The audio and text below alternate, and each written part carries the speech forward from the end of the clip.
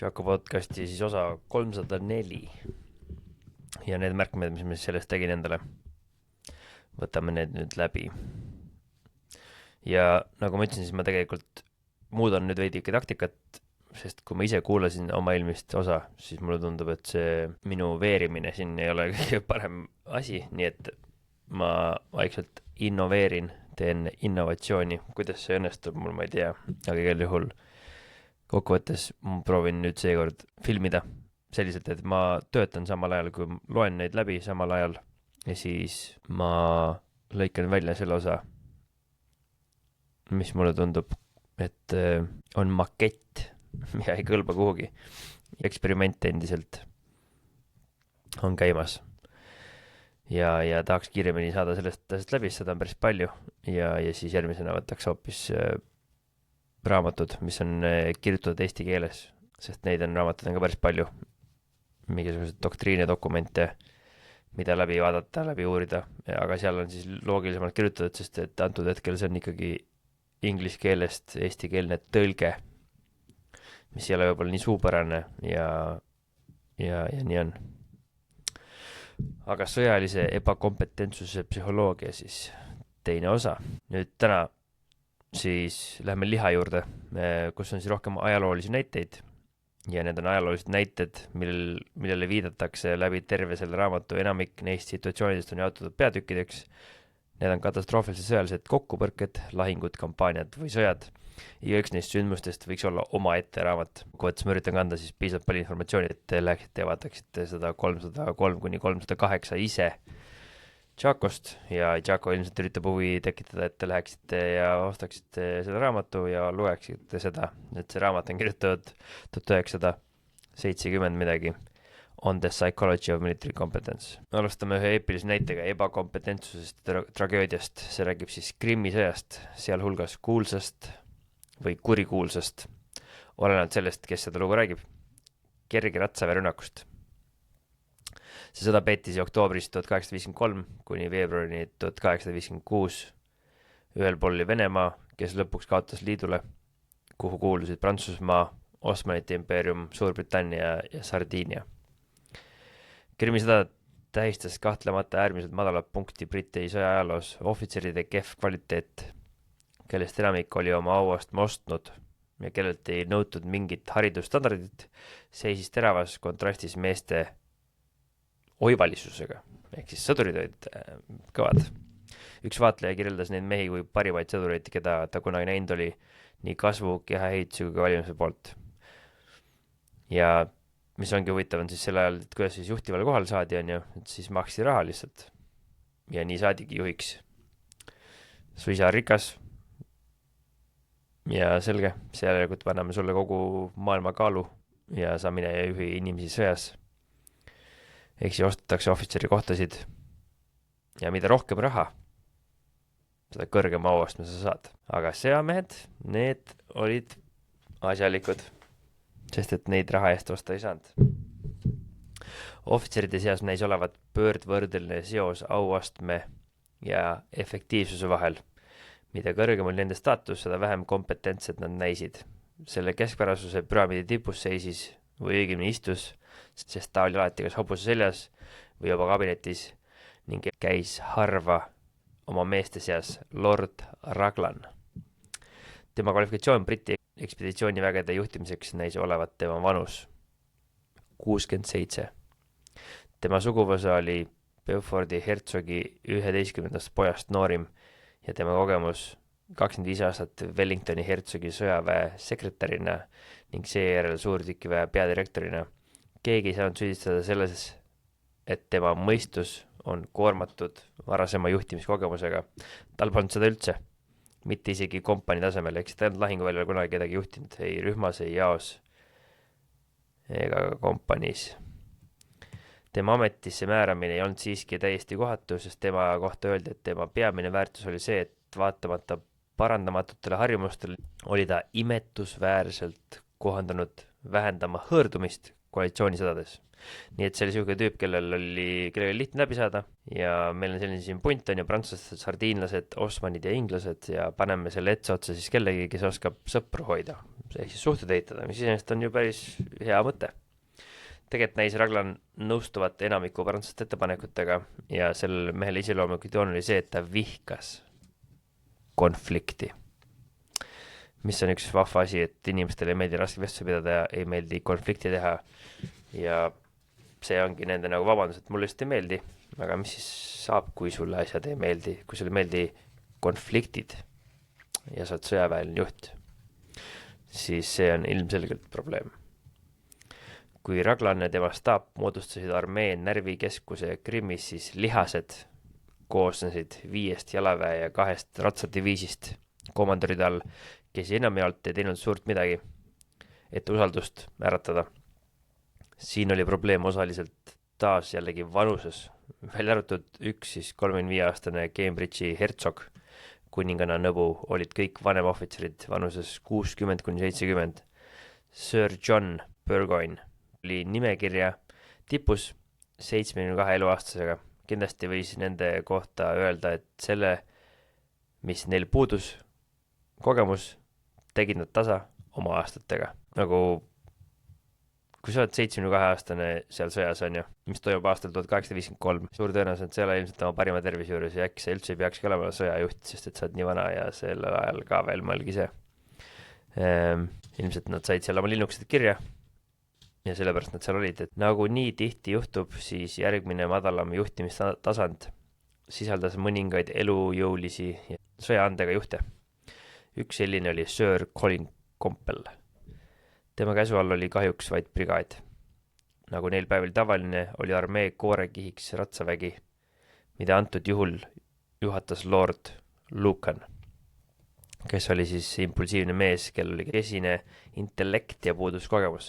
Nüüd igal pool siin öeldakse, et kesine intellekt ja puudus kogemus, nüüd ma ei tea, mida tegelikult see tähendab, sest et ilmselgelt neil mingi kogemus oli. Aga siin üldistatakse ka hästi palju selles mõttes nendest asjadest, et või õigemini need on sõnanapid, need laused. Et mina ei ole ju research'i teinud ja raamatus võib-olla räägitakse sellest rohkem, sest et siin on ainult lõigud raamatust. Lucani otseses alluvuses juhatasid rasket ja kerget brigaadi vastavalt siis James Scarlett ja Lord Cardigan. See asetus ei olnud just õnnelik. Valida Cardigani positsioonile, kus ta on alluvus oma õemehele Lucanile, oli vaevalt vähem ekslik, kui panna madu teenima. Ehk siis kokkuvõttes 2 sugulast, kes vihkavad üksteist. Üks on pandud teist siis kasutama ja see ilmselgelt ei ole väga hea kombinatsioon, eriti kui nad üksteist vihkavad. Lord Raglani peamine tunnusjoon mitte osalemine, aristokraatlik, viisakas ja ligipääsmatu, ta näis ilmutavat paljusid äärmusliku introverdi omadusi. Ma räägin, see minu lugemine on üks kohutav asi, ilmselt sellepärast ongi seda raske kuulata ka teil. Ehk siis ma pean rahulikult võtma veel.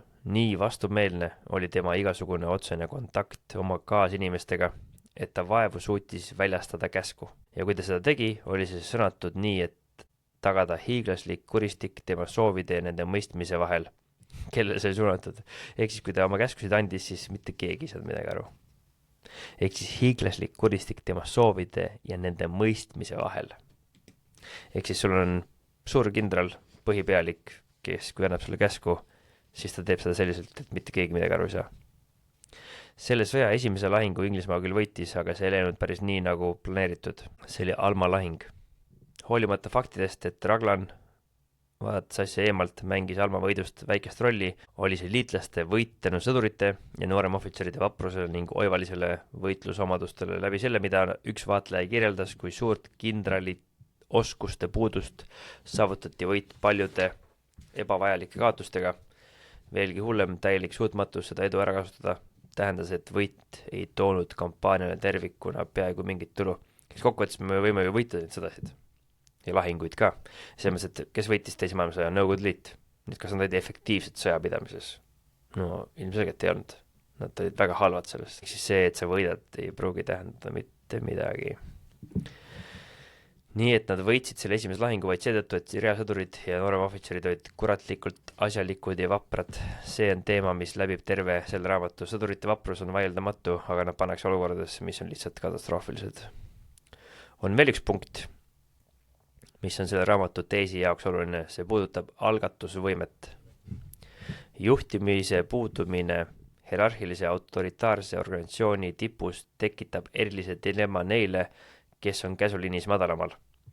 Seistes silmitsi selgete käskude puudumisega, kui nad võtavad õiguse enda kätte, riskivad nad süüdistusega allumatuses, eriti kui need plaanid ebaõnnestuvad.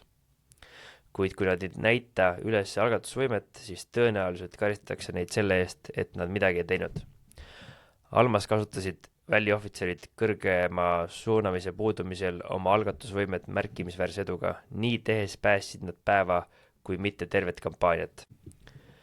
Probleemid algasid kahe kindrali Lord Lucani ja Lord Cardigani vahelise juhtimise jagamisega.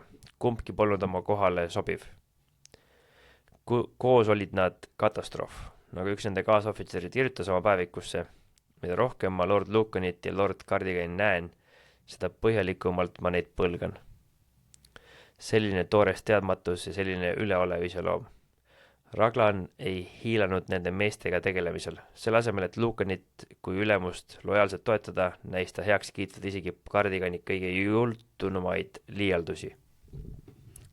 Ta ei lubanud Cardiganil mitte ainult tuua oma isiklikku jahti Balaklavasse, kus see nädalaid võttis enda alla väärtusliku ruumi ummistunud sadamas, vaid ta lubas tal ka parda peal elada. Seda ajal, mil tema brigaad ja diviis ülemad pidid kaldal telkides ja ratsioonide peal läbi ajama.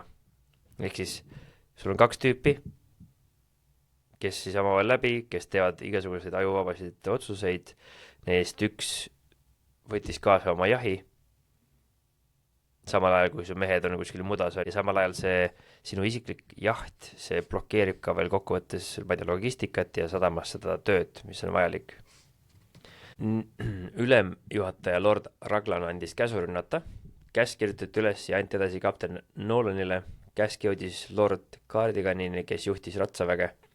Kommunikatsioon oli segane ja ebatäpne. Cardigan sai aru, et tuleb rünnata otse orus olevat Vene suurtükke, kuid tegelikult pidi rünnak olema teistsuguse sihtmärgi vastu. Mis siis juhtus? Ratsavägi sõitsi otse kitsasse orgu. Orgu tulistati 3 küljest Vene suurtükkidest ja nad sattusid täielikult tulelõksu. Tulemus, et rünnak oli praktiliselt enesetapp, suur osa ratsaväest hukkus või sai rasket haavata. Seda peetakse üheks kuulsumaks vale käsu ja halva kommunikatsiooni näiteks ajaloos. Õppetund, et probleemi ei olnud käsk, vaid segane kommunikatsioon, ebaselge ülemakavatsus, vastutuse vältimine ja süü veeretamine. Vot. Ja siin on siis väike osa süü jaotamisest, et kui süüd veeretatakse, siis see võtab ära võimaluse õppida, ehk siis extreme ownershipi täielik vastand. See on ekstreemne mittevastutamine. Ja miks see nii on siis, kuna autoritaarsus ise on psühholoogiliste kaitsemehhanismide vili, on need organisatsioonid meistrid süü kõrvale juhtimises. Nad teevad seda eituse kaudu, ratsionaliseerimise kaudu, patuainaste loomise kaudu või kõigi 3 seguna. Kuidas iganes see ka ei saavutata, on tulemus see, et tegelikult vastutajad ei tunnista kunagi läbikukkumist või ebakompetentsust, seega ei saa mitte midagi ette võtta, et vältida kordumist. Antud juhul, nagu paljudel teistelgi, leiti patuainad. Üks neist oli kapten Nolan ja see oli väga mugav valik, kuna ta oli lahkelt lasknud end tappa. Ehk siis süüdistati seda inimest, kes sai surma. Nüüd see kerge ratsaväe rünnak polnud ainus halb olukord Krimmis. Krimmi halduslik ebakompetentsus saavutas oma haripunkti mitte lahingutes, vaid neile järelnenud talvel. Hoolimata faktidest, et oktoobri 1854 ja aprilli 1855 vahel ei toimunud peaaegu mitte ühtegi võitlust, kaotas Raglani armee 35% oma elavjõust. See kaotus tulenes täielikust hoolimatusest armee füüsilise heaolu suhtes ja keeldumisest leevendada Vene talve külma ja niiskust. Mehed surid koolerasse, külma ja alatoitumise kätte. Nad surid ravimata haavadesse, gangreeni ja erinevatesse muudesse düsenteeriasse. Nagu üks kirurg märkis, me matame nüüd igal nädalal 3 korda rohkem neid ja ei tee sellest nägugi. Ja see polnud lahingu tõttu, vaid lihtsalt suremine.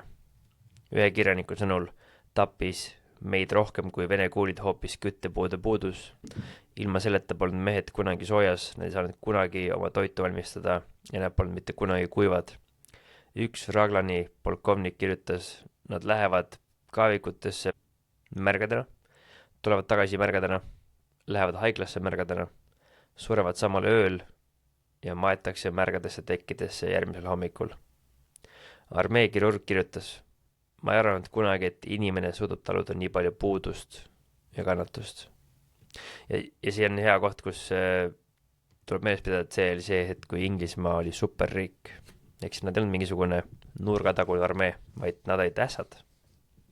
Ja see on see, mismoodi mehed surma said, et kaotsid 35% meestelt lihtsalt selle, et nad ei suutnud hallata, mitte lahinguid pidada, vaid lihtsalt hallata olukorda. Lõpuks pärast kohutavate kannatuste talve jõudis Raglani armee sõja viimaste lahingute juurde, Redani lahinguteni. Need hõlmasid Sevastopoli ärilinnas asuva kindluse ründamist. Tundub, et eelmiste vigade põhjal ei õpitud mitte midagi, jällegi alahinnati vaenlase võimekust rängalt. Eelseisvat lahingut vaati sellise rahuga, et see meelitas kohale hulga pealtvaatajaid. Kui rügemendi bänd mängis kerget muusikat, võtsid ohvitserid ja naised, reisivad džentelmenid ja isegi mõned teenivad sõdurid kohad sisse ümbritsevatel küngastel. Raglan, kelle mõistus oli suletud kõigile eelnenule ja kellel oli vankumatu üleusk oma armeesse, valis lahingu esimeseks etapiks vaid 400 meest oma 25 000-st. See oli mõeldud karjääride valutamiseks, kust alustada rünnakut Redanile. See uhke kokkuhoid inimressursi osas oli tema esimene viga. Mis on nagu täitsa haige lihtsalt, on see, et mõtle, sa pead bändi mängima, sa oled sõtta, sul mehed lähevad sõtta, sa pead bändi mängima, käib mingi tiimvärk on ju, ja mulle meeldib, mida Tšako siin ütleb, et ainukene muusika, mida peaks mängima, peaks olema Metallica ja kui see Metallicat ei mängi, siis ei ole mõtet bändi kaasa üldse võtta. Aga see, et seal on pealtvaatajad ja küngastelt vaadatakse pealt siis seda show'd, et okei, vaatame siis kaugemalt pealt meie, kuidas siis meie mehed lähevad peale. Nagu demonstratsioon väike. Raglani staap arvestas valesti jõudlusvajadust ja hoida neid karjääre ja tõrjuda vasturünnakuid. Reservid olid puudulikud ja kättesaamatud siis, kui neid enim vajati. Vägede valikule ei mõeldud üldse. Veteranide osakaal oli madal. Paljud ohvitserid, kuigi kahtlemata vaprad olid noored ja kogenematud, kuid just lahingu teises etapis peamises rünnakus läks asi tõeliselt rappa. Raglan ja teised kõrged ohvitserid alahindasid jälle vaenlase tugevust ja hindasid üle suurtükiväe pommitamise mõju. Samuti ei hoomatud, et pommitamise ja rünnaku vahelise aja jooksul suudavad venelased oma kaitserajatised ja kahurid ära parandada, ehk siis veadlased kuhjusid. Neljased oludel polnud üllatav, et Vene kahurite tohutu tuli peatas Briti rünnaku veriselt ja just sel hetkel, kui seda kõige rohkem vajati, sai Raglani suurtükivägi käsu tuli lõpetada. See viimane prohmakas muutis ebaõnnestunud rünnaku massimõrvaks. Vaenlase musketid, keda enam ei hirmutanud, valasid tinarahet Raglani resitud armee pihta, kes liikusid nagu teod oma koormate all, niideti maha nõlval rabeledes. Nii lõppes esimene lahing Redani pärast, mis oli seni suurim katastroof. Raglani armeel polnud enam mingit illusiooni oma kindrali ja staabi ebakompetentsuse suhtes. Üks staabi ohvitser kirjutas, peakorterist ja teistest kõrgematest kohtadest öeldi meile, et edu on kindel.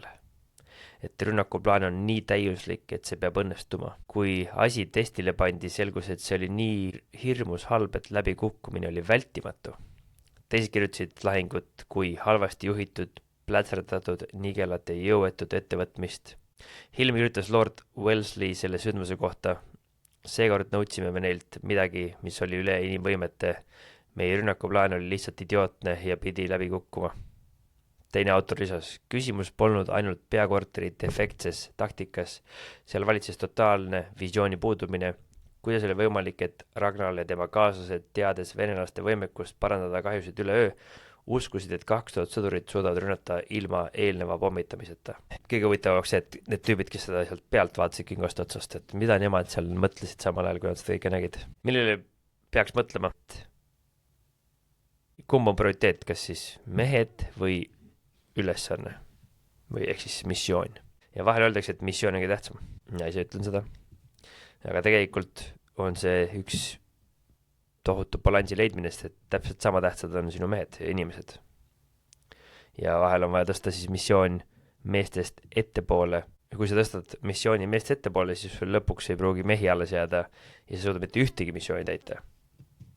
Ehk siis need on üksteise jaoks toetad asjad, mille mõlemaga peab tegelema. Kas sa saad teha missiooni, kus sa tead, et tulevad suured kaotused? Absoluutselt. Ja kui sa võtad oma meeskonna ja mõtled näiteks teise maailmasõja Vaikse ookeani kampaania, siis fakt on see, et ega seal inimesed saavad surma. Aga ainus viis saada inimesi seda missiooni siis täitma on see, kui sa hoolid neist. Rohkem, kui sa hoolid iseendast. Ja põhimõtteliselt see tähendab seda, et missioon on tähtis, sa ütled seda, et sa tahad täita kõige raskemat ülesandeid, neid, mis näivad võimatut, siis on sul vaja inimesi, kes on valmis seda tegema ja nad on valmis vaid siis, kui nad teavad, et sa hoolid neist juhina. Ehk siis milline on sinu kultuur organisatsiooni sees ja see on see, mis näitab, kas sa võidad või mitte. On võimalik luua siis kultuuri, kus inimesed on valmis meeskonna nimel andma oma elu. Ja kui vaadata siis brittide viktoorialikku aega, auhiilgus esimese maailmasõja alguses, kui sa polnud sõjaväes, andsid naised sulle valge lille, mis oli siis arguse sümboliks. Ja inimesed tahtsid minna sõtta. Ja vaadates jaapanlasi teise maailmasõjas, siis kamikaze piloodid polnud ainult aju pestud, nad olid kultuuriliselt pühendunud selle suure asja nimel. Kuid siin on ka konks, on ju, kui sa juhina jätkad inimeste ohverdamist ilma progressita, jõuad see punkti, kus sa pead ütlema, et see ei tööta ja inimesed vaatavad sulle otsa ja ütlevad, me proovisime, see ei tööta, mõtle uus plaan välja või me ei kuula sind enam. Ehk siis jah, inimesed võivad erineda sinu juhtimisele ja see võib olla teie kultuur, aga kui nad pidevalt kaotavad ja nad pidevalt, ma ei tea, palka ei saa ja kogu aeg on mingid probleemid, siis ühel hetkel on vaja muuta midagi, uut plaani on vaja. Psühhosomaatilise haiguse uurija jaoks on lahingu tagajärjed tähendusrikkad. Kohe pärast lüüasaamist nähti Raglanis nähtavalt vananevat paari päeva jooksul haigestusta koolerasse ja enne 10 päeva möödumist oli ta surnud. Tema 2 kindralit haigestusid samamoodi. Raglani surm süvendas armee depressiooni, kui nad oleksid aga teadnud, et tema asendajaks saab 63-aastane kindral Simpson, oleks nende kurbus olnud veelgi suurem. Mitte, et Simpson oleks olnud karm käskija, vastupidi, ta oli leebe vana mees, kuid väga keskpärase võimekusega, tal puudus igasugune kasulik kogemus, täpselt nagu tema eelkäijal. Tema meetod olid isegi lihtsamad kui Raglani omad. Tõenäoliselt vältimaks valesid käske ei jätnud ta üldse mingit käske. Ta ei koostanud ühtegi plaani. Ühe vaatleja sõnul ta lihtsalt ei juhtinud armeed. Oma edutamise päeval olevat öelnud, asjad peavad ikka väga hapud olema, kui nad minusuguse vana mehe ametisse panid. Siuke on olnud reaalsus kunagi. Alati on võimalik, et kui ülemus plaani välja mõtle, siis tuleb ise välja mõelda, aga kui sul on siuke autoritaarne maailm, siis seal ilmselt sellist initsiatiivi väga haarata keegi ei taha. Ja tegelikult polnud valitsus nii suures hädas, et nad oleksid pidanud armee sellisele kindralile usaldama. Palju parem valik oleks olnud energiline ja otsekohare Sir Colin Campbell, suurepärase võimekuse ja kogemusega mees, kuid Campbell oli mässaja ja teisiti mõtleja ja seetõttu sõjaväelisel adviku seas ebapopulaarne. Samuti pärines ta suhteliselt madalast soost. Simpsoni väriseva ja ebamõjusa käe all osutus teine Redani lahing veelgi hullemaks kui esimene. Jälle järgis massiivsele pommitamisele frontaalrünnak üle tugevalt kaitstud kolmnurkse maa-ala, mida ääristasid Vene kahurid. Kuid seekord olid väed nooremad ja rohelisemad. Kaotatud 2 tunniga 2447 meest pöörasid nad ringi ja põgenesid, lisades lüüa saamisele ka häbi. Ehk siis tehti uus kindral, uus rünnak ja esimese 2 tunniga 2500 meest saab surma. Ehk siis sama, mis siin enne sai meelitud on ju, et me oleme valmis ohverdama, aga on olemas piir. Ja see piir antud hetkel oli siis 2447. Pikaajalise sõjalise ebakompetentsuse näitena kõrgel tasemel pole Krimmi sõda kahjuks unikaalne. See oli aga prototüüp kõigile järgnevale.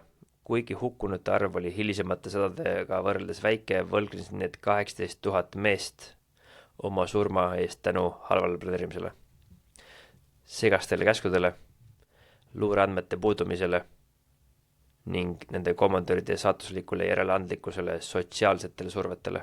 Krimmi sõda peeti ajal, mil riik nautis suurimat õitsengut, Briti efektiivsus, leidlikkus ja ettevõtlusvaim oli piiritud. See polnud mingi kaltsakatest koosnev kamp. Miks siis sõditi nii halvasti? Nii halvasti, et juhuslike pealtvaatajale võis jääda mulje, et mingil tasandil me ei soovinudki võita. Muidugi on mõned otsesed põhjused. Valitsuse ihnus, teadlik poliitika, usaldada sõjalise asjad aristokraatlike rikkale harrastuseliidile, seda põhjendusega, et sellisel klassil poleks motivatsiooni ega oskus riigile vastu hakata. Kuid see oli vaid pinnapealne osa. Need põhjused ei selgita massiivsust ja mitte osalemist, monumentaalseid otsustusvigasid, naeruväärseid ametisse määramisi, suutmatust improviseerida. Nad ei selgita seda jahmatavat inimressursi raiskamist, mis näib pärinevat kummaliselt eemal olevast suhtumisest inimkannatustesse. Ja lõpuks selgitanud isegi sügavat ebakompetentsust vaenlase poolel, kellele kohati öeldi, et venelased, kellel oli rohkem, inimesi ja reserve, olid veelgi suuremad uimerdajad kui nende sissetungijad ja näisid liikuvat veelgi ebamäärasemalt lahingunes. Ehk siis nad ei võitlenud mingisuguste eriliste asjade vastu ka, et neil on seal mingi Waffen SS vastas. Ehk siis seesama Krimmi sõda näitlikustab väga palju erinevaid asju ja soovitan selle kohta ka internetist guugeldada. Saate sealt täpsemalt veel teada, ise lugeda juurde. Aga järgmine siis on Boori sõda ja see on ka päris epic värk. Boori armee koosnes 35 000 kindralist. Iga võitleja oli iseenda peremees, kes kaitses oma kodumaad. Nad olid suurepärased laskurid ja nobedad ratsanikud, nad olid sissid. Ehk siis farmerid, inimesed, kes elavad maast, kes ratsutavad, kes oskavad lasta, kes peavad tähti ja suuresti seetõttu, et nad hoidsid eemale igasugusest rätsepa elegantsusest ja eelistasid tsiviilriideid, tumedaid mantlite ja lontismütse, kutsutarid brittide poolt kirjaoskamatute talupoegadeks ning nende armee täiesti peeti naeruväärseks. Ehk siis see, mis nad riides käisid, millised nad olid, see justkui tegi nad siis lihtsateks ja naeruväärseteks. Juba ma arvan, et me hakkame aru saama, kuhu kohta see asi viitab, et kui sa alahindad oma vastast sellisel kujul. Siin võib võib-olla paralleel tuua ka Afganistaniga, et nad ei oska. Boorid ei olnud nagu sudaanlased, kes seisid ausas võitluses vastu. Nad jooksavad alati väikeste ponidega minema, nende seas on palju välismaalasi, aga neid on lihtne maha lasta, sest nad ei nilli ringi nagu need boorid siin. Ja ühesõnaga siis kaevatigi, et okei, milline küll taktika see on, et see ei ole õige ja mida nad küll teevad, on ju. Samamoodi oli Iraagis, Afganistanis, et IED pandi maha, mingis mõttes see on nagu arkpükslik, et tulge võidelge siin mees mehega, samamoodi võiks ju öelda, et meil olid ka helikopterid, et miks me siis ei lähe mees mehele võitlusesse, miks me kasutame vahendeid, mida vastasel pole. Ehk siis me võime ju kaevata, et vastast on raske tappa, aga see tähendab just seda, et see, mida nad teevad, on efektiivne. USA vabadussõjas ka nad nillisid ringi ja andsid neile täiega tappa, et oleks võinud õppida varasematest vigadest. Aga nagu me teame, siis üks selle raamatu pointe ongi, et õppetundidest ei õpita. Selline oli tausti suhtumine, mille Briti armee booridega sõtta läks, eks nad läksid sellise mõttega, et need on mõttetud tüübid, et nad on nagu siuksed koopamehed, koopelanikud, nad ei saa millegi hakkama, talupojad, kaltsakad, nende vastu on lebo. Ja saad samal ajal ise muidugi maailma tipparmee justkui. Juhiks valiti kindral Sir Redvers Buller. Kirjeldus järgi polnud paremat valikut olemas. Briti armees pole tugevamat komandööri kui see otsustuskindel, täielikult iseseisev, täiesti kartmatu, vankumatu ja elujõuline mees. Suured kondid, kandiline lõug, tugev mõistus, nutikus, administriivne võimekus, sündinud sõdur. Parim inglise tüüp. Paberi peal kõlab väga hästi igal juhul, aga reaalsus oli teine. Kahjuks ei klappinud see hinnang faktidega peale 2 punkti. Esiteks oli ta tõesti suur. selles osas sarnases ta Ragnaliga. Riskides rikkuda seda kaasaegset kirjeldust peaks mainima, et tema suured kondid olid eriti hästi kaetud, eriti kõhupiirkonnas ja tema kandiline lõug oli polnud topeltlõua kohal eriti märgatav. See oli lihtsalt üks paks kutt, keda üritati näidata badassina. Ehk siis tegelikult oli see reverse puller hoopis natuke jäme. Ja ei olnud üldse nii kandilise lõuaga ja kõikide muude asjadega, mis paberikirjas olid. Milline oli tema hoiak? Pulleri asjanud aega, et vabaneda otsesest vastutusest sõja juhtimise eest, andes ohjad oma alluvate komandöridele, kellel ta ei andnud mingeid edasisi suuniseid. Pulleri alluv kindral Matt Hewn sai peaaegu lüüa 3000 boorilt. Tal oli siis endale 8000 meest.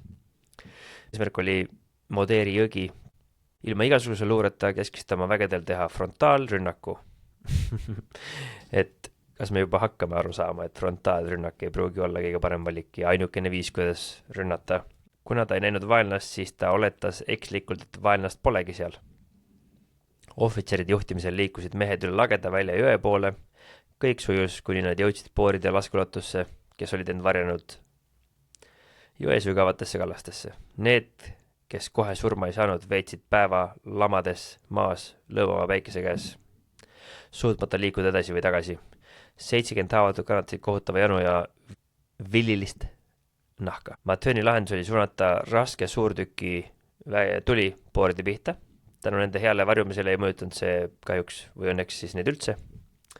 Küll aga tappis see hulga tema oma mehi, kuna oli halvasti sihitud.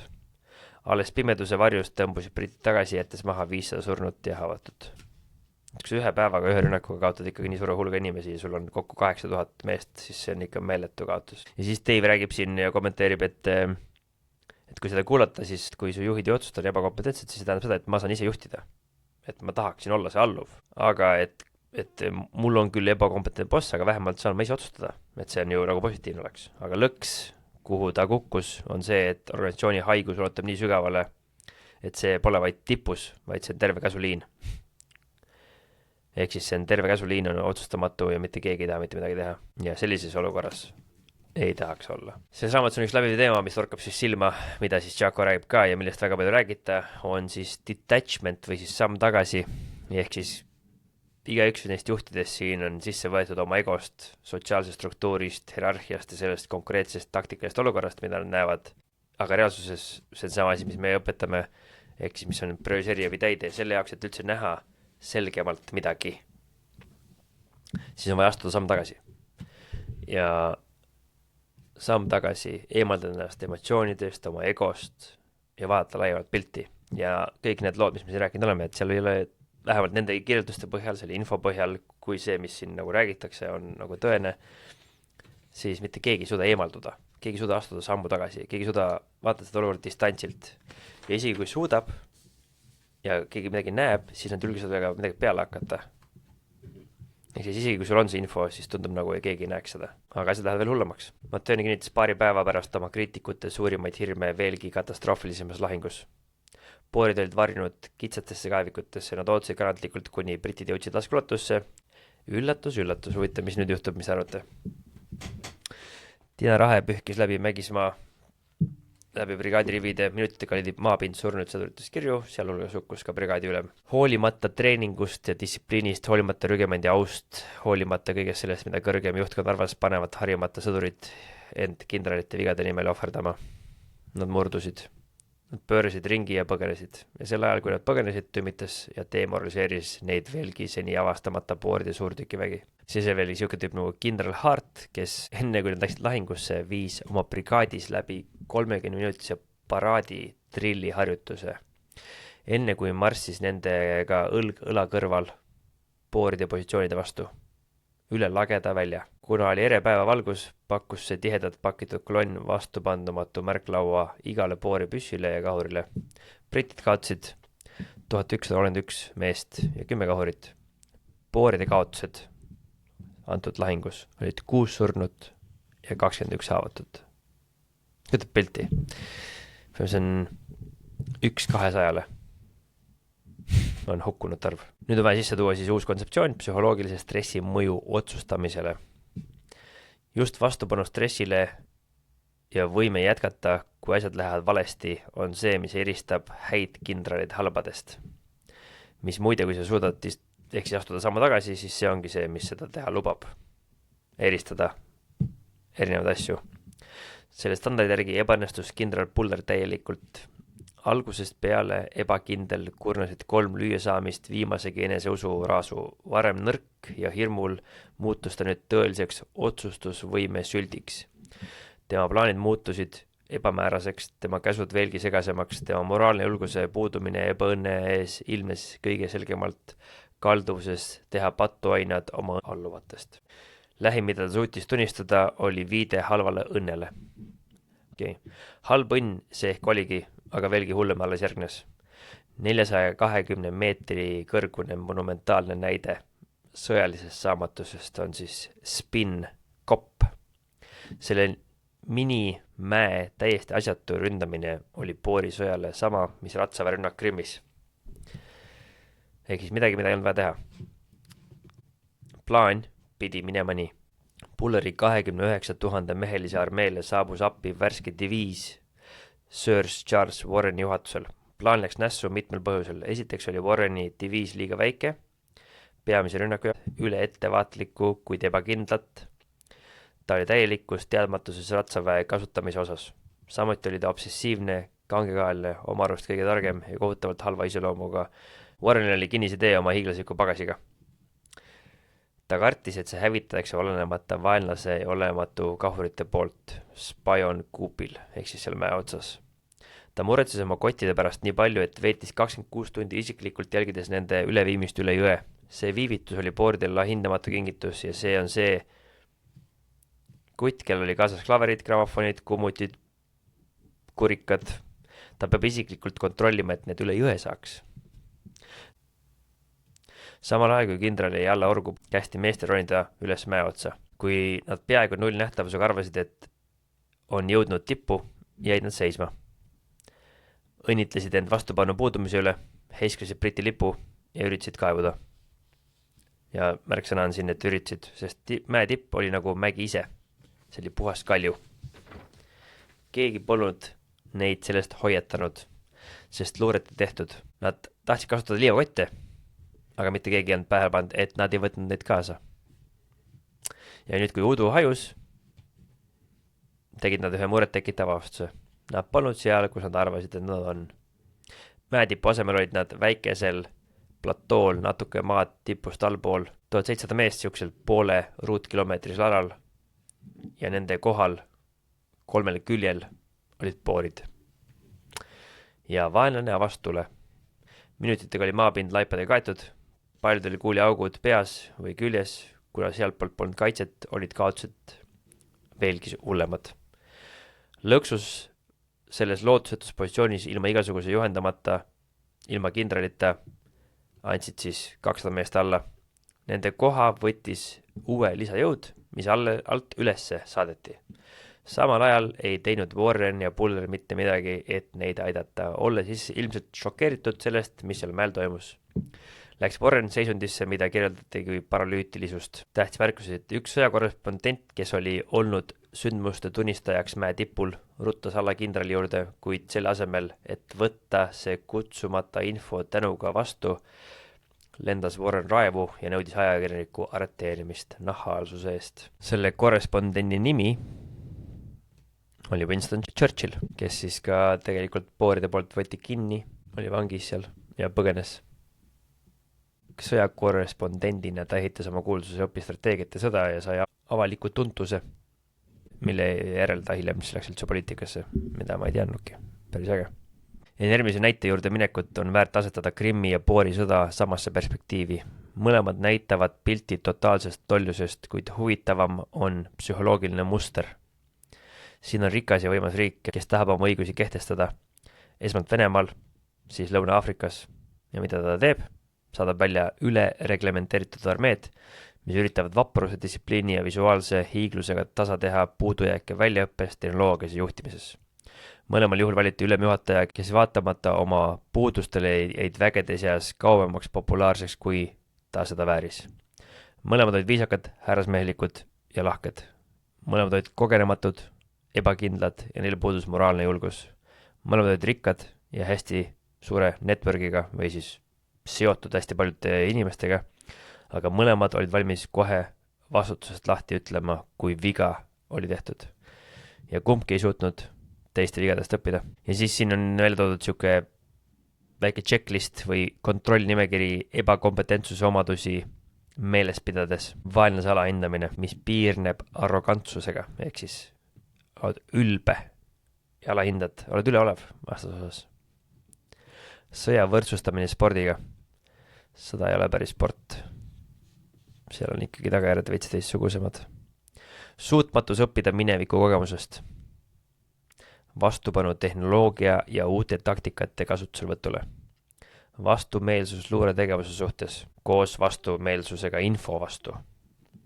Suur füüsiline vaprus, aga väike moraalne julgus. Ehk siis suur armee, suur justkui vaprus, distsipliin, kord, aga väga väike moraalne julgus teha otsuseid.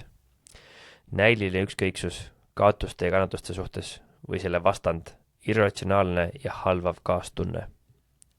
Passiivsus ja otsustusvõimetus. Kalduvus veeretada süü kellegi teisele.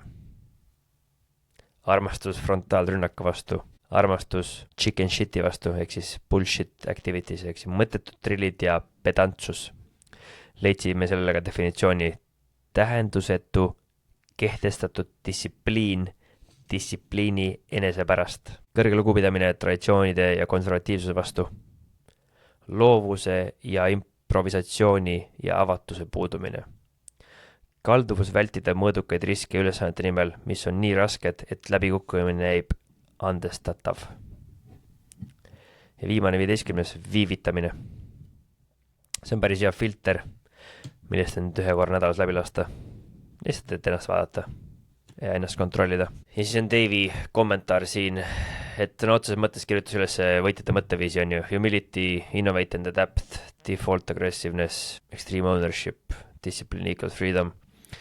Ehk siis võitjate mõtteviis, mida me õpetame. Ja need kõik asjad siin tulevad välja kogu aeg, see kogu aeg kordub ja üks ja sama nagu teema on ju.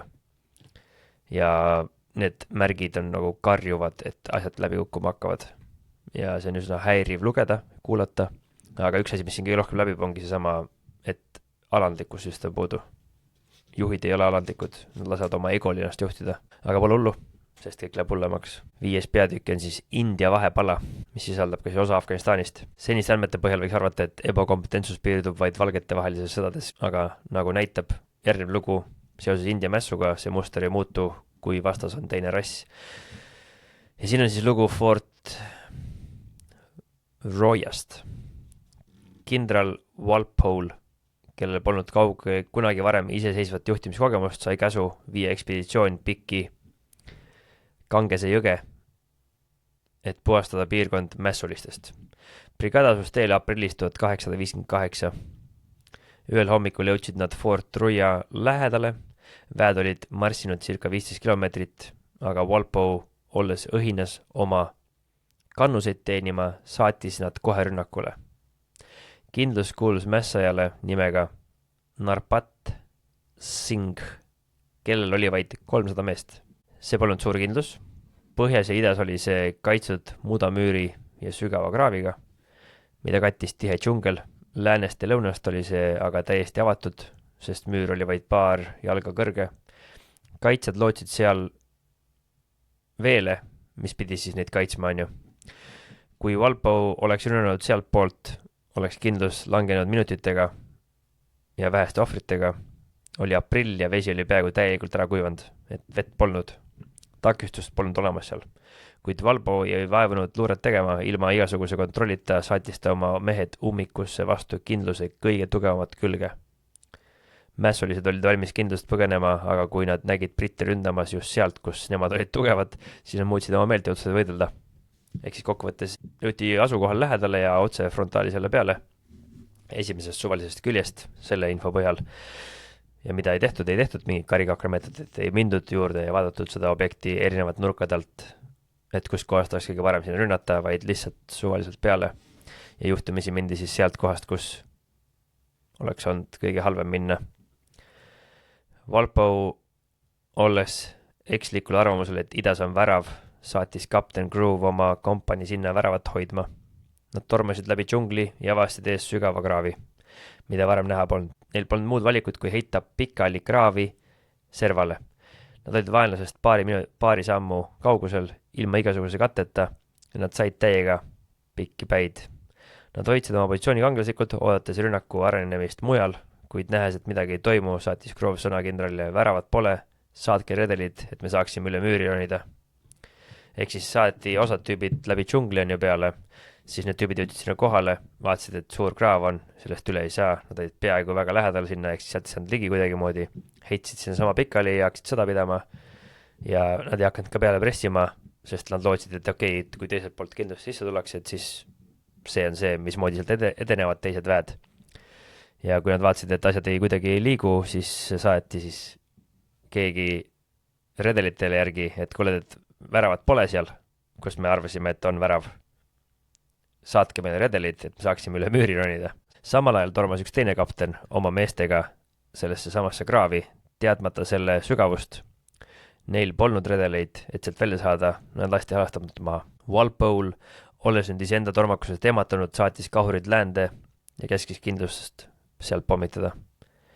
Te võite juba ette kujutada, mis juhtus. Kuld lendasid üle kindluse otse nende oma meeste pihta, kes olid teisel poolel kraavi sees ootamas. Selles kanti ette Adrian Hope'ile, kes oli kuulsa kindrali poeg ja lugupeetud sõdur.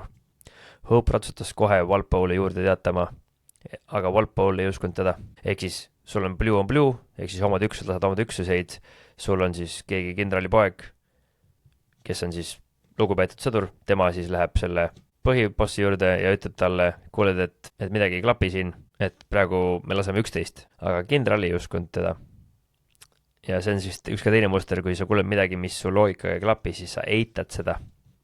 Kuna sa ei vasta sinna narratiivile, siis sa ignoreerid. Hope läks ise vaatama. Jumal hoidku, kindral, hüüdis Groove teda nähes. See pole koht teie jaoks, heitke maha, kuid hoiatus tuli liiga hilja. Hope sai lasu rindu ja suri. Alles siis tuli käest taganeda. Öösel lipsasid mässulised kindlusest välja ja kadusid. Hope'i surm oli riiklik lein. Mehed laagris leines teda valjult. Päris kohutav. See polnud esimene katastroof Indias. 16 aastat varem, 1842, toimus midagi, mille kõrval Fort Roy oli poisike. Tee oli täis moonutatud laipu ja õhus oli surma hais. Kogu tee möödusid laagrisest, kes näljas ja külmas olid muutnud pobisevataks idiootideks. Afganistanlased ei vaevunud need isegi tapma, nad koorisid nad lihtsalt paljaks ja jätsid külma kätte surema. Õnnetud inimesed kogunesid lumme alasti puntidesse, püüdes 11 kehasoojusega elus hoida. Seal oli naisi, lapsi, kes üritasid käsi abi järele. Hiljem rääkisid afgaanid, et need inimesed olid meile heitest hakanud sööma oma surnuid kaaslasi, kuid nad kõik surid lõpuks. Briti taganemisest Kabulist kirjeldati kui kõige häbiväärsemat episoodi ajaloost. 4500 meheline Briti armee pühiti minema peotäie afgaani hõimumeeste poolt. See pole liialdus, mis läks valesti. Nad ehitasid oma laagri kõige halvemasse kohta, kõige halvema disainiga. See oli liiga suur, et seda kaitsta ja avatud sisse immumiseks. Ja siis tehti üks lõplik lollus. Kindral Wallaboy Cotton käsul ehitati armee toidu ja varustuse ladu veerand miili laagrist väljapoole. Tagajärjed olid vältimatud. Kui afgaanid mässasid, lõikasid nad armee varudest ära. Näljahirmus andsid nad alla afgaanide juhile Akbar Khanile ja alustasid taganemist, mis maksis neile kõigile elud. Ehk siis järjekordne olukord, kus võib-olla oleks vaja astuda korraks samm tagasi ja mõelda natukenegi mõne contingency peale. Et kus kohast vasakult paremalt, mis me teeme, kui me paneme selle laagri sinna, mis siis juhtub, mis vastane võiks teha, kas see on hea koht, kuhu panna, eks selline tänapäeval on meil õnneks ikkagi olemas sellised planeerimistööriistad ja mõtted, et meil kaitseväes ikkagi mõtleme selliste asjade peale, et kuhu midagi panna, me teeme teadlikku otsuseid. Sel hetkel otsustas India valitsus määrata William George Keith Elphinstone'i ülemjuhatajaks Afganistanis. Ta oli kõige ebakompetentsem sõdur, keda oli võimalik leida vastavas auastmes.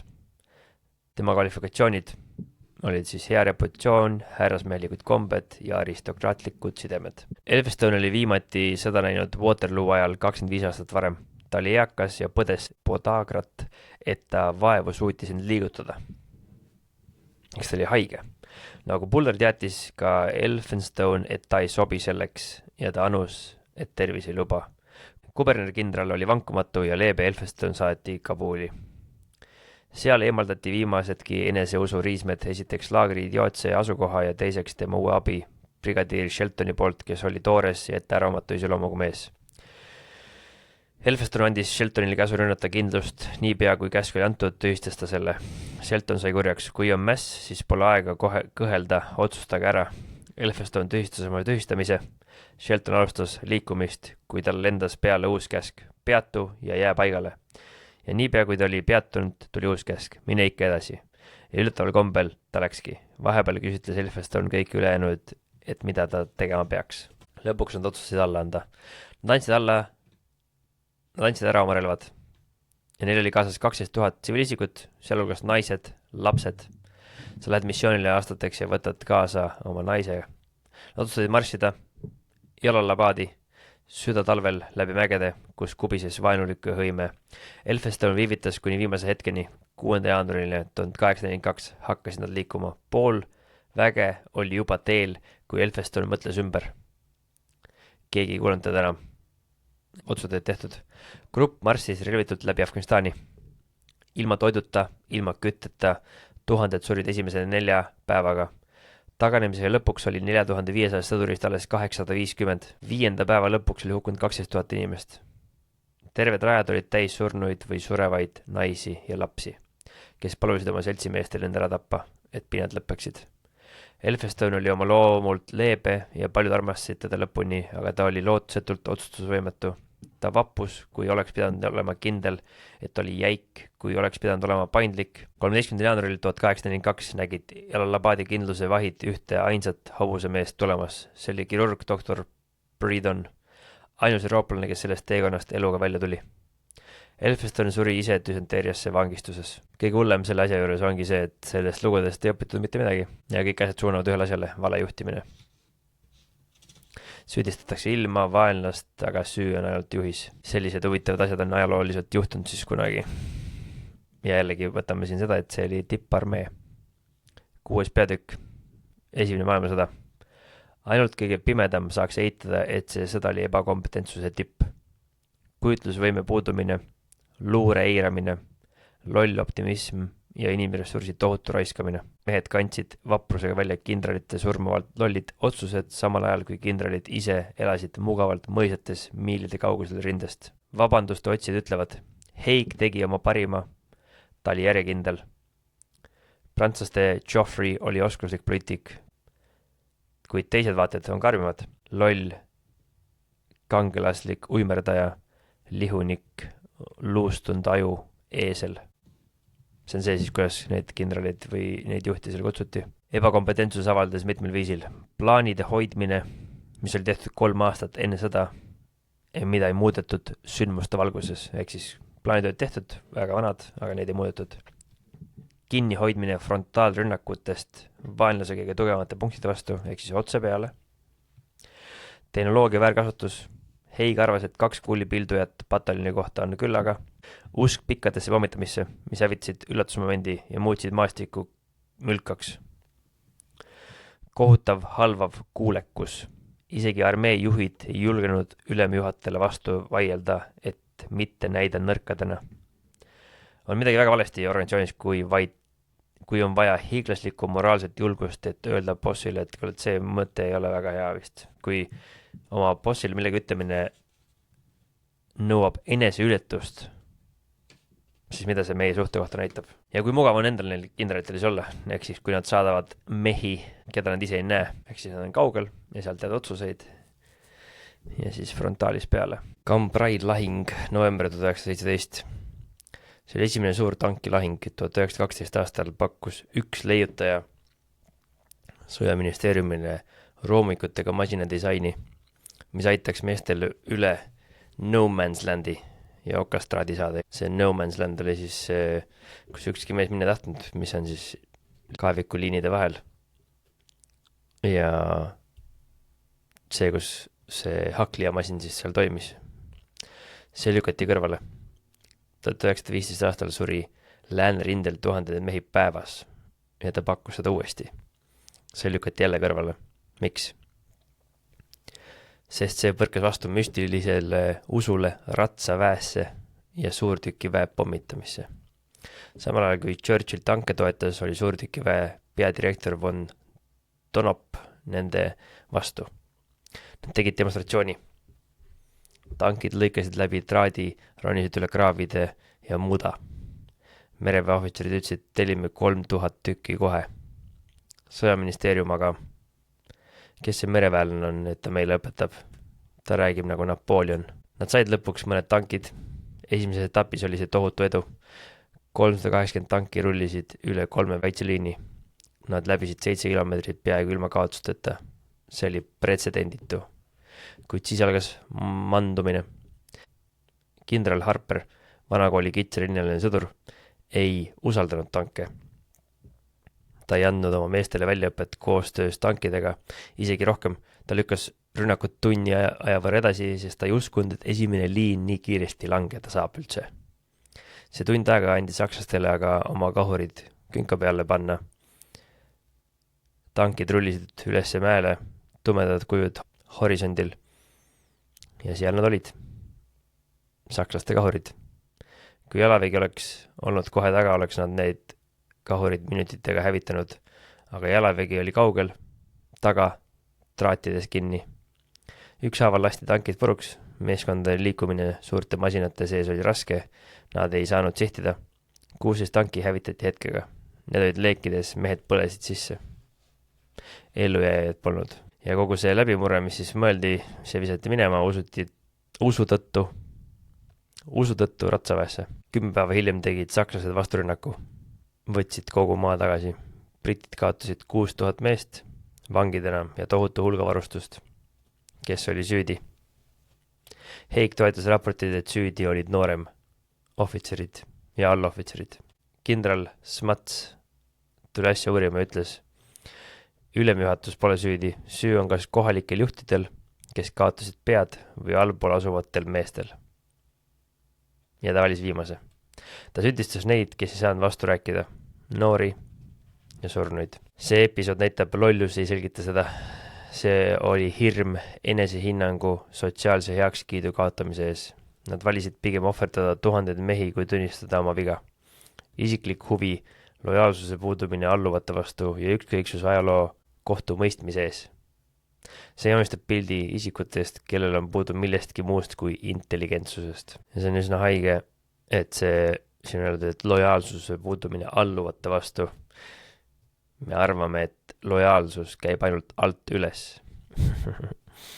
Ei, see on tegelikult vastupidi. Lojaalsuse puudumine alluvate vastu on see, mis selle katastroofi põhjustas, mitte vastupidi. Mitte, et sinu mehed ei ole sulle lojaalsed, vaid sina ei ole oma meestele lojaalne. Ja kui mõtleme, et kui palju neid eelmisi õppetunde siin olnud juba on, siis esimeseks maailmasõjaks ei olnud väga palju õpitud, mis on kohutav. Kohutav oleks olla see sõdur seal esimeses maailmasõjas. See noor tüüp, 8. peatükk, kuti piiramine. Kui ebakompetentsust mõõta saavutuste ja kulu suhtes, siis see kampaania Iraagis väärib uurimist. Sihtüksus Delta, kindral Charles Townsend. Kulud. Townsendi tee Kutini maksis 7000 ohvrit. Piiramise ajal suri veel 1600. Päästeoperatsioonid tõid 23 000 kaotust. Kui ta lõpuks alla andis, läks 13 000 meest vangi ja 7000 neist suri vangistuses. See kõik ei andnud ühtegi poliitilist edu ega mitte sentimeetritki maad. Ainult laibad ja hävitatud maine. Süüdi polnud kliima ega türklased, vaid tegelikult 3 kindralit. India ülem Beshomp Taff, Basra ülem Nixon ja Townsend. Townsend oli auvahtne, tark ja egomaniak. Nixon tahtis hiilgust ja käskis Townsendile edasi tungida, ületades valitsuse antud volitusi. Townsend kirjutas alguses kirja. Meil pole piisavalt vägesid Bagdadi võtmiseks. Me peaksime hoidma seda, mis meil on. See kõlab ratsionaalselt, eks? Kuid siin on asja uba. Vaatamata sellele strateegilisele taibule ei öelnud ta oma ülemustele mustvalgelt ei. Vastupidi, 17 päeva hiljem ta mitte ainult ei nõustunud edasi minema, vaid hakkas ise rääkima Baghdadi võtmisest. Ta tahtis saada nimeks Sir Charles Townshend, Baghdadi lord. Edutamise nimel sulges ta silmad kõigele muule. Nad valutasid kuti, aga see ei tulnud kergesti. Haavatud kannatasid jubedaid asju. Nad magasid alasti jäises öös. Päeval tõsteti nad veduritega raudteejaama vankritele ja veeti üle auklike maajõeni. Sealt topiti nad raudpraamidele ja veeti kuuma päikse käes päevi alla voolu. Need haavad läksid gangreeni, nad lebasid oma enda veres ja väljaheidetes ümbritsetuna miljonitest kärbestest. Paljud neist surid asjata. Townsend aga ei tahtnud loobuda unistusest. Ta marssis edasi, kuni 13 000 türklast talle tee sulgesid. Lisaks tuli teada veel 30 000 türklasest. Nixon eiras seda raportit, sest see ei sobinud tema soovidega. Townsend taganes kuti, mis polnud kaitstav koht. Ta oli seal noore ohvitserina kord kangelaslikuks saanud ja tahtis seda tunnet uuesti kogeda. Ta nägi selles haisvas mudas oma tulevast eduvõitu ja võtit. Ta manipuleeris oma päästjatega, valetas, et tal on toitu vaid kuuks ajaks, et nad ruttaksid teda päästma. Ta ei hakanud isegi toitu normeerima, et valet tõestada. Selle tulemusena tormas päästevägi ette valmistamata rünnakule ja kaotas 23 000 meest, toppelt rohkem kui Townsendil endal mehi oli. Need mehed valetasid ka haavatute kohta. Minister küsis, kuidas haavatutega on. Nixon vastas, kõik on kontrolli all.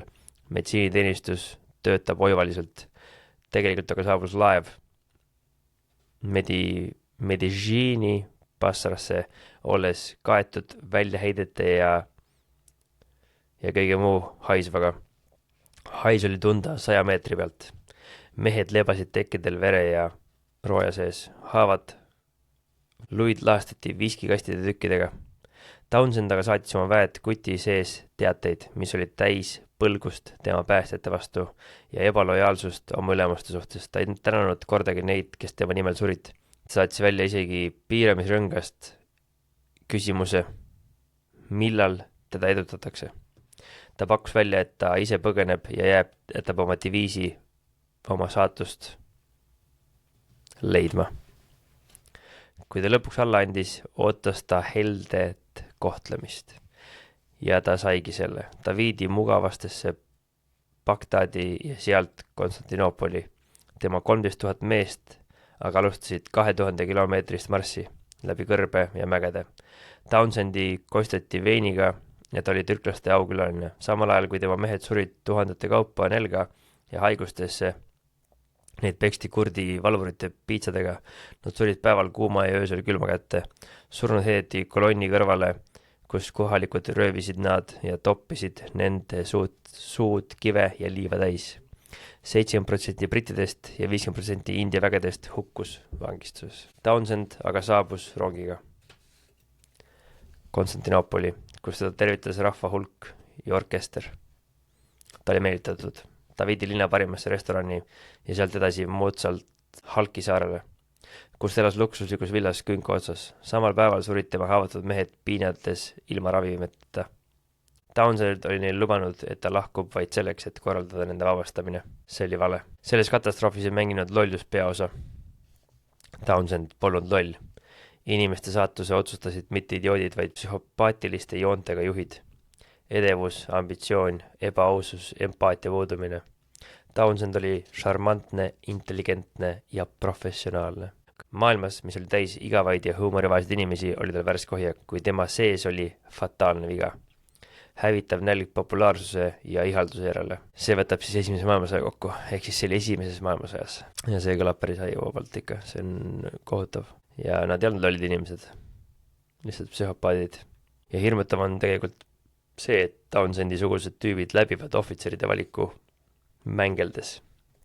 Tõenäoliselt on klassi vanem, tark nägus, sõbralik, ta särab keskpärasuse keskel.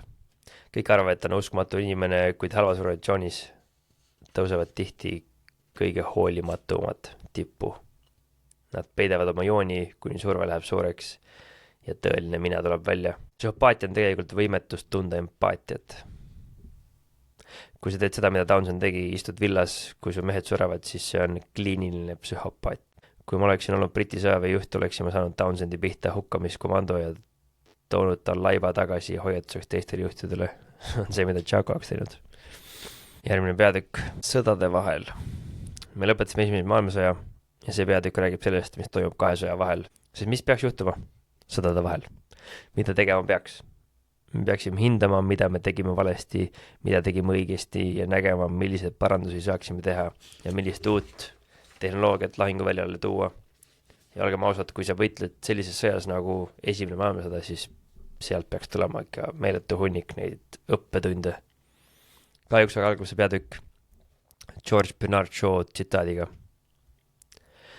Briti sõdur suudab vastu seista kõigele, välja arvatud Briti sõjaministeeriumile. Sõja maine polnud kunagi madalam kui kalli ja verise sõja lõpus, kus on miljon surnud. Ühiskonna isu agressiooni järele on vaibunud. Inimesed olid sõjast tüdinenud ja sõduri elust väsinud. Sõjaväe jaoks hõõruti tõde nina alla ränkade kärbetega esimene maailmasõda läbi. Ja nüüd ilmselgelt kärbime, tõmbame maha kulutused. Olles olnud kogukonna kõige olulisemad liikmed, taandati nad nüüd väga ebaolulisse rolli. Sellel peenelt varjatud tänamatusel oli sõjaväele 3 mõju. See tekitas käheda, kuid enese haletseva hüüde. Nüüd saame lõpuks tagasi päris sõduri elu juurde. Nad tõmbasid professionaalse saamatuse kookonisse. Ehk siis päris kummaline on see, et sa lõpetad sõja ja ütled, et nüüd saame lõpuks ometi päris sõduriteks hakata. Aga mida see siis nende jaoks tähendas? Kooskõlas printsiibiga, et militarismi vigasemad aspektid on kaitsemehhanismid enesehinnangu riivamise vastu, toimus tagasilangus rivitrilli või rahuaja väljaku reeglite juurde. Uuenenud tähelepanu läikele ja korrale aitas kustutada viimased jäljed Flandri mudast. Sõjaväelise hierarhia kõrgematel tasanditel väljendus teenistus mõtteviis 22 juuni 1926. aasta impeeriumi kaitsepaberis. Suurbritannia poolt peetavate kroonivägede suurus on määratud iga väeligi eripäraste tingimustega ega tulene välispoliitika nõuete arvutustest ega ole ka võimalik, et neid kunagi nii arvutatakse. Ehk siis kokkuvõttes ehitame sõjaväge ja meie suurus põhineb lihtsalt sellel, mida me arvame, et milline see olema peaks, mitte sellest, mis siis maailmas toimub või mis on välispoliitika. Ja me ei arvuta seda, mis väljaspool meie riiki toimub üldse sisse. See pole meie teema. See pole see, mida me teeme. Sõdade vahelisel perioodil määrati relvajõudude kuju ja varustus, kui mitte suurus, osaliselt mitmete kummaliste sõjaväeliste hoiakute poolt. Need keskendusid eriti 3 sõjapidamise vahendile, tankidele, lennukitele ja hobustele.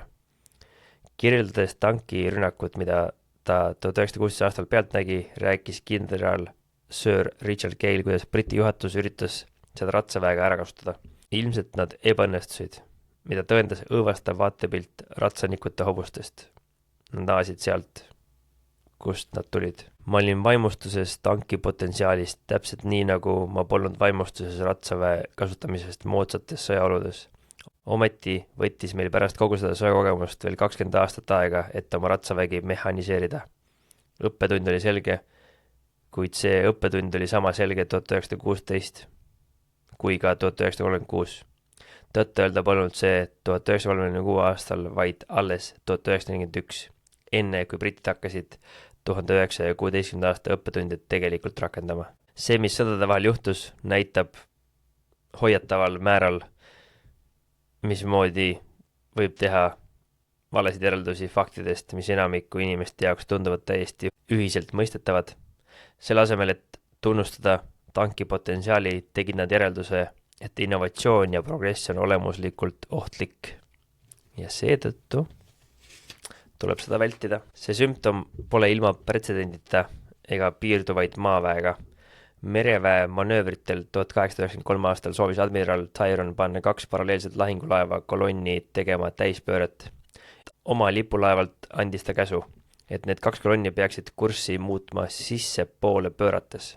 Kahjuks oli laevade kombineeritud pöörderaadius suurem kui nende vaheline distants. Matemaatilise vääramatusega rammis üks laev teist. Ja see uppus koos suure hulga inimestega. Teised ohvitserid olid näinud, mis juhtuma hakkab, aga ei julgenud küsimusi esitada. Õppetund selles katastroofis näis üsna selge.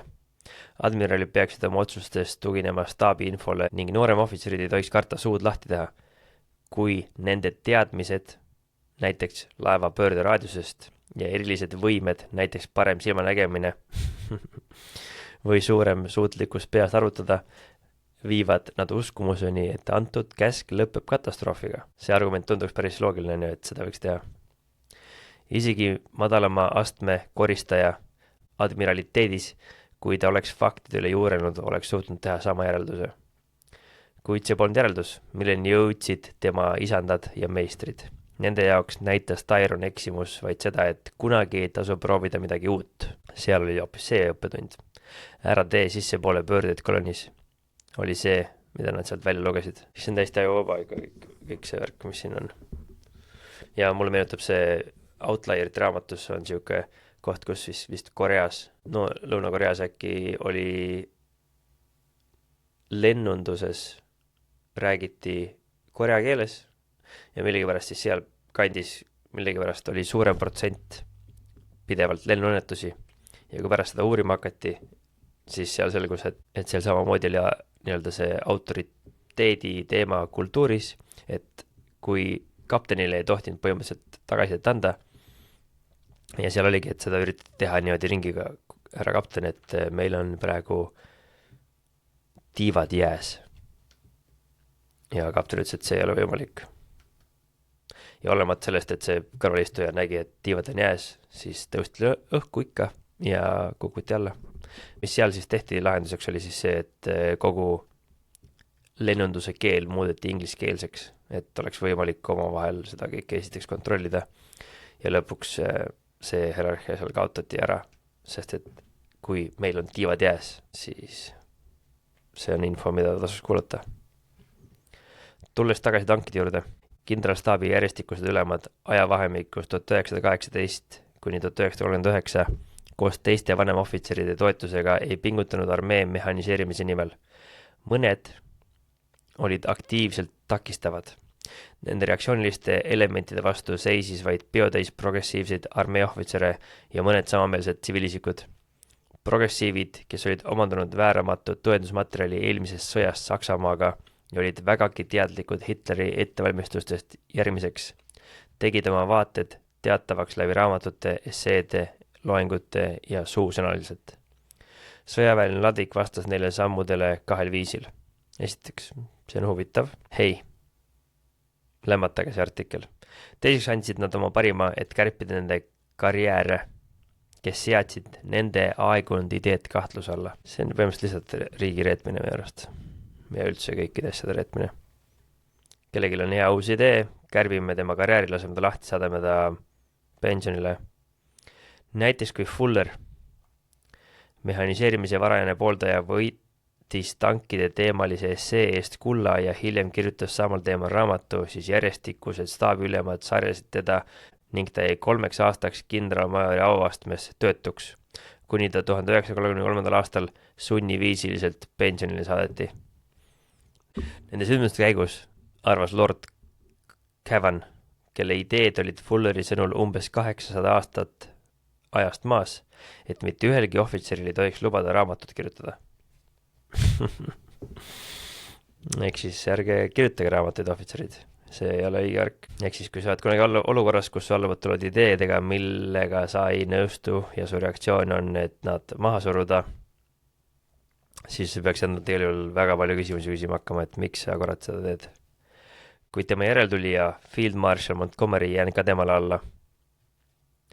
Fulleri raamatute vastu pidasid sõda, et nad tahtsid, et neid ei tunnustataks samal ajal, kui nad polnud isegi neid kunagi lugenud, sest need ajaksid ta lihtsalt liiga vihaseks, kui ta neid loeks. Sama selge oli kohtlemine, mis sai osaks Liddell Hartile, mehel, keda press kirjeldas kui mehhaniseerimise ajastu tähtsamat sõjalist mõtlejat ükskõik millises riigis. Liddell Hart aastate jooksul tootis ta hulga artikleid raamatuid mehhaniseerimisest, uuest jalaväe taktikast ning soomusvägede strateegilisest ja taktikalisest kasutamisest. Tema pingutused põrkasid vastu Briti kindralstaabi ekstreemselt vaenulikule vastupanule. Kui ta esitas oma essee armee mehhaniseerimine sõjaväelisel konkursil, lükati see tagasi essee kasuks, mille pealkiri oli tanki piirangud. Kohtunikeks olid Field Marshal, kindral ja polkovnik. Kahjuks ei kadunud Liddell Hart essee siiski täielikult pildist, mille kohta võiks öelda ka muidugi kahjuks, sest koos tema teiste kirjutistega uuris teda entusiastlikult Hitleri pantseri-kindral Guderian ning sellest sai Saksa kindralstaabi kohustuslik kirjandus. Ehk siis sinu oma juhid ei võta seda, aga sinu vastased määravad selle enda kohustuslikuks kirjanduseks. Raske välja mõelda, on ju, et see päriselt on. Ja see on siis enne teist maailmasõda. Sarnaselt oma kaasvõitlejatele lõpetati Liddell Harti armee karjäär enneaegselt sõjaväelise ladviku poolt. See juhtum on selle raamatu teesi jaoks ülioluline.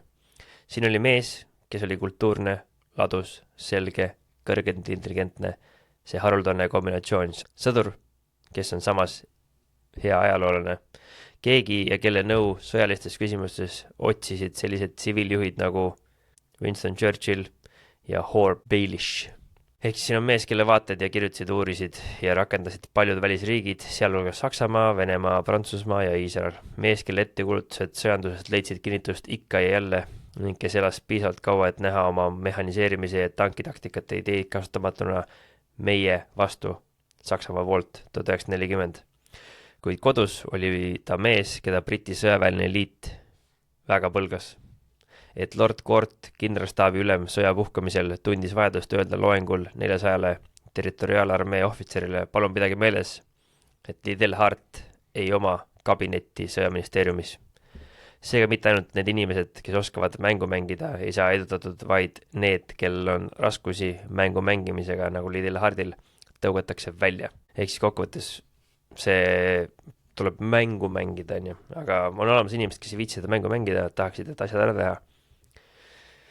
Ja nad tõugatakse välja, kui sa ei oska seda mängu mängida. Ja Liddell Hart ei osanud seda mängu mängida. Kui ta oleks võtnud paremini seda mängu mängida, mis mängu mängima peab, siis võib-olla oleks natuke paremini läinud, aga kuna ta ei tahtnud seda teha ja ta ei valinud kaudsemad meetodid, siis nagu ikka saab sinust prohvet ja sind lüüakse risti ja temast sai prohvet ja ta löödi risti. See oli seesama Lord Court, armee tippmees sõja alguses, keda Hore Baelish kirjeldas kui täielikult ajutut ja võimetut hoomama ka kõige lihtsamat probleemi. Need olid need inimesed, kes üritasid Liddell Hartist lahti saada. Liddell Hart märkis, kui sõdur propageerib mõnda uut tõeliselt olulist ideed, ehitab ta üles sellise vastuseisumüüri, mis koosneb vimmast, kahtlustest ja inertsist, et idee õnnestub alles tema enda ohverduse hinnaga. Kui müür lõpuks uue idee surve all järele annab, langeb see ja löömastab ta. Ja täpselt see temaga juhtuski. Mõned sõjalised juhid, isegi demokraatiates, on muutunud osavaks oma tsiviilülemate manipuleerimisel. Nii oli see sõjaminister Hore Baelishi puhul. Tundub, et sõjaväeline liit ei hinnanud teda. Selle vaenulikkuse põhjuseks võib tuua 5 asjaolu, mis on olulised meie sõjalise ebakompetentsi teooria jaoks. Esiteks oli ta tõenäoliselt nupukam kui mõned need vanem ohvitserid, kellega ta tegeles. Teiseks olid tema ideed armee jaoks progressiivsed. Kolmandaks ei teinud ta saladust sellest, et kasutas Liddell Harti oma sõjalise nõunikuna. Neljandaks oli ta täieliku õigustusega kriitiline kindralite suhtes, kelle töö oli valmistada ette Briti armee Prantsusmaal Saksa rünnaku vastu läänes 1940 ja 5. ta oli juut. Nende põhjuste segu tõttu veenas kindralstaap Chamberlaini vallandama meest, kes oli tõenäoliselt teinud armee ja selle kaitsmise jaoks rohkem kui ükski teine inimene Hitleri võimule tuleku ajal. Kui mul on väga hea rindeülesannet täitmisel konkreetses asjas, siis mind edutatakse. Minust saab selle tiimi töödjuhataja. Miks minust sai töödjuhatajast? Ma olin selles hea ülesanne täitmisel. Kuid nüüd pole minu töö enam ülesandeid täita. Mu töö on mõelda strateegiliselt ja seda tiimi juhtida. Kuid mul pole selleks oskusi ega väljaõpet, sest edutamise kriteerium oli see, et ma olin hea selles eelmises ülesandes. Mitte, et ma olen hea selles uues positsiooni jaoks. See edu ja valideerimine viib nad mõnikord tasemele, kus nad pole enam võimekad, kuid süsteem ei luba sulle tagasisidet anda. Sest kui sa oled kindral, siis arva ära. Sinul ikka tagasisidet anda ei tohi. Mõistmaks nende elementide psühholoogiat sõjaväes ladvikus. Meeste puhul, kes valivad sõjaväe oma karjääriks, töötavad vaevaliselt mööda hierarhiat ülesse kõrgematele kohtadele, kuid käituvad siis viisil, mis tagab, et kui neid üldse mäletatakse, siis vaid nende konservatiivsuse tõttu. Me peame pöörduma egopsühholoogia poole. Tundub, et antud juhul näitasid sõjaväesed juhid nagu Deverell, Montgomery, Milne, Ironside ja Kort käitumist, mis on iseloomulik äärmiselt nõrgale egole. Selles valguses näitab nende käitumine neurootilist paradoksi, kus isiku vajadus olla armastatud sünnitab ühelt poolt kustmata janu imetluse järele koos kriitika vältimisega ning teiselt poolt sama neelava tungi võimu ja domineerimise järgi. Paradoks on see, et need vajadused viivad vääramatult nii ebarealistliku käitumiseni, et ohvitser teenib just selle kriitika, mida ta on nii rängalt üritanud vältida. Mõelge mõnele konkreetsele näitele sellest sündroomist. Neil, kes olid kaotanud lootuse, et keegi kunagi esimeses maailmasõjas sündmustest midagi õpib, tõid 1933. aasta hilinenud lootuskiire komitee raporti avaldamisega, mis ei hoidnud kõrge juhtkonna suhtes kriitikat tagasi. See ei saanudki teisiti olla, kuid seal oli neid, kelle jaoks isikliku reputatsiooni säilitamine luges rohkem kui vajadus vältida mõttetut tapatalgu kordumist, mil nende suunamine oli põhjustanud. See on kuritegu. Eks meil on raport, mis selgitab, mida me valesti tegime ja mõned inimesed tahavad kaita oma mainet selle asemel, et päästa tulevasi elusid õpitud vigade kaudu. Üks selline oli Field Marshal Montgomery, kelle kohene vastus raportile oli blokeerida selle levitamine terves armees. Kuigi võib imestada süsteemi üle, mis tegi ühele mehele võimalikuks sellise tsensuuri rakendada, pole tema käitumine põhjus sugugi ebamäärane. Montgomery oli sel ajal 4. diviisi staabi ülem Sommei lahingu ajal. Ta sai selle raporti ka pikki päid ja seetõttu lihtsalt pani raporti laua alla ära sahtlisse. Ehk siis kokkuvõttes, nii et kui sa sihukest asju teed, siis tõenäoliselt tuleks inimene vangi panna.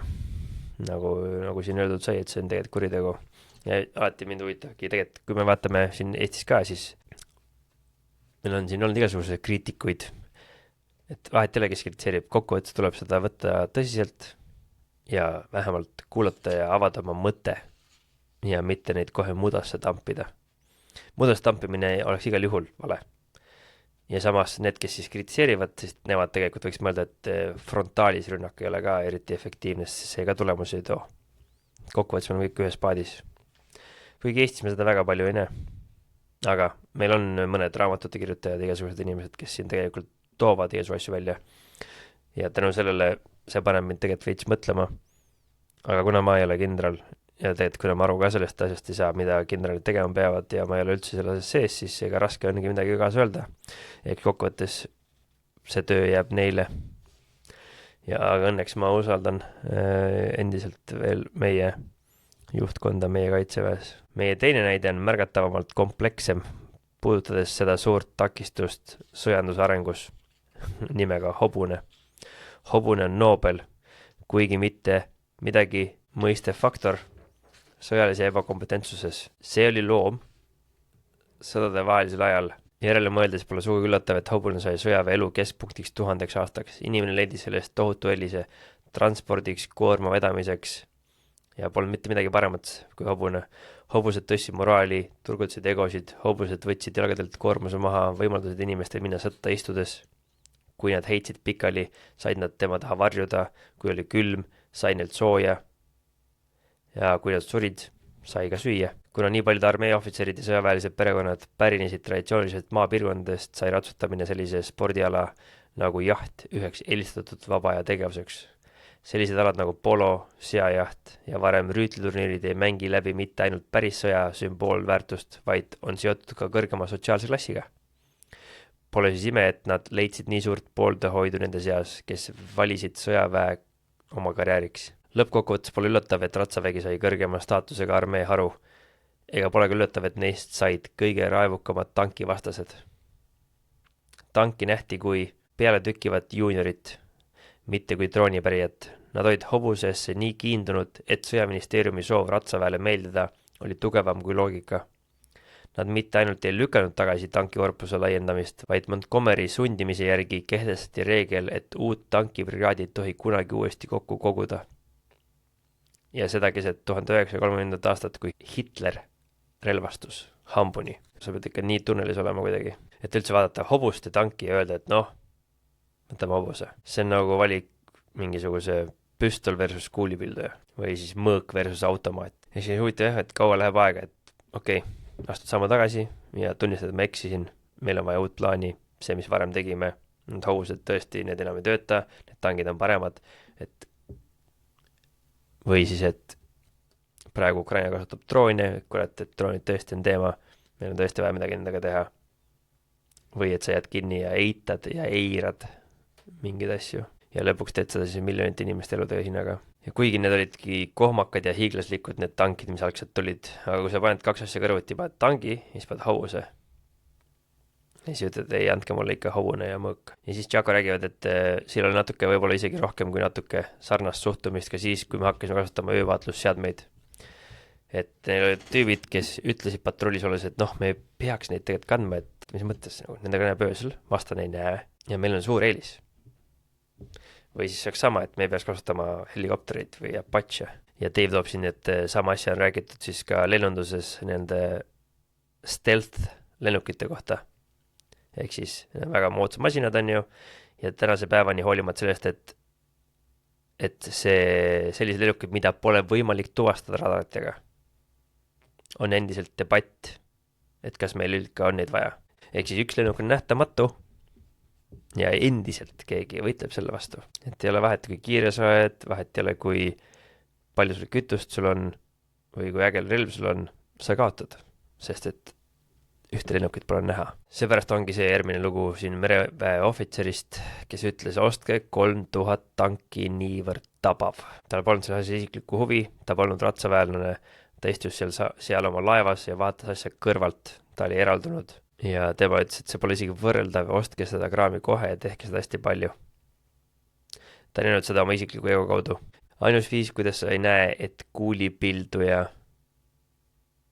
on parem kui jahipüss, on see, kui sa oled pühendunud ainult oma vaatenurga nii sügavalt, et sa ei taha enam seda tõde kuulda, sest sul on silmaklapid peas. Muide, nad polnud ainult tankide vastu, nad olid ka lennukite vastu. Kordki kadus tavaline rivaalitsemine kahe vanema väeliigi vahel nende ühise põlgu sees uue ülespoole pürgija vastu. Kui miski üldse, siis admiralid muutsid lennukite suhtes veelgi negatiivsemaks kui kindralid tankide suhtes. Nagu mehaniseerimine ohustus hobuseid, nii ohustasid lennukid lahingulaevasid. Kuid erinevalt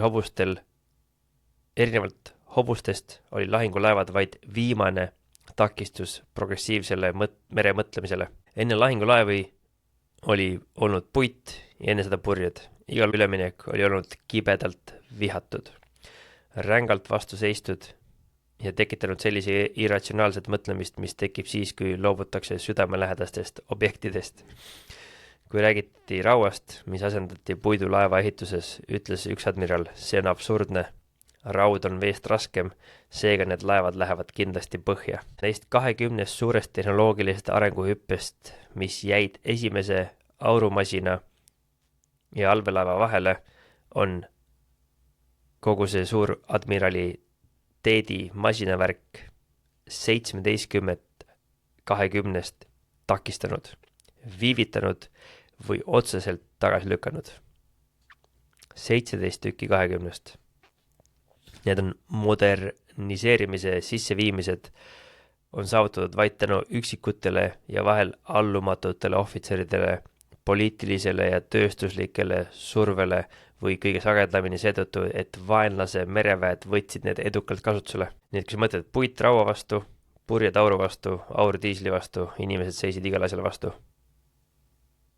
Võid vaid ette kujutada seda vastupanu, kui keegi tahtis tuumareaktorit laeva peale panna. Sest praegu on tuumareaktorid laevadel. See on võimatu kindlasti. No ma arvaks, et see ongi võimatu, sest ma on nii roll. Aga nii kõrgele positsioonil ei tohiks olla niivõrd palju rumalaid inimesi. Mis puudutab lahingulaevu, mille kasulikkust lennukid ohustasid. Enamiku admiralide jaoks ei olnud lahingulaevad ja lennukite väärtusküsimus tehnoloogiline, vaid pigem spirituaalne. Nad hoidsid oma lahingulaevadest kinni religioose kirega, mis trotsis igasugust teaduslikku uurimist. Kogenud meremeeste pimedus reaalsuse ees, mis oli igale kõrvalvaatele selge, on seletada vaid selle koha kaudu, mida liinilaevad nende südametes täitsid.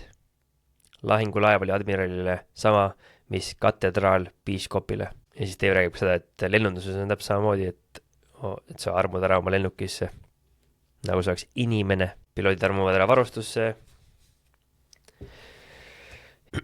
Sa näed inimesi tegemas otsuseid, mis põhinevad irratsionaalsel, emotsionaalsel kiindumusel masina külge. See on täpselt sama, kui sa tuled lagedale oma plaaniga ja armud oma enda plaani. Ja kui keegi ütleb sulle, kuule, ma olen päris kindel selles plaanis, siis sina oled vastu, et ei, mis asja sa ajad? Ära vait, ole vait. Just see tugev emotsionaalne kiindumus viis admiralid selleni, et nad petsid oma poliitilisi ülemuid. Praktiline küsimus oli, kas lahingulaevad suudavad end lennukite vastu kaitsta? Olles võtnud seisukoha, et suudavad, otsustas admiraliteet seda tõestada. 1936. aastal, kui teljeriikide lennuki tootmine oli saavutanud tipu, kutsuti kuningast demonstratsioonile, kus laevad pidid üritama alla tulistada raadioteel juhitavat Queen Bee märklaud lennukit. Kahjuks ei läinud demonstratsioon hästi. Hoolimata faktist, et lennuki kiirus oli piiratud 130 km tunnis ja ta endas sirgjooneliselt ilma põiklemata ning laevad said jooksu pealt alustada paralleelselt kursil, mis vähendas relatiivses kiirust 80 km tunnis, ei tabanud lennukit kordagi. Ehk siis teati kõik niimoodi ülesse, et saaks pihta sellele. Meeleheitel aga leidlikud admiralid mängisid oma viimase kaardi.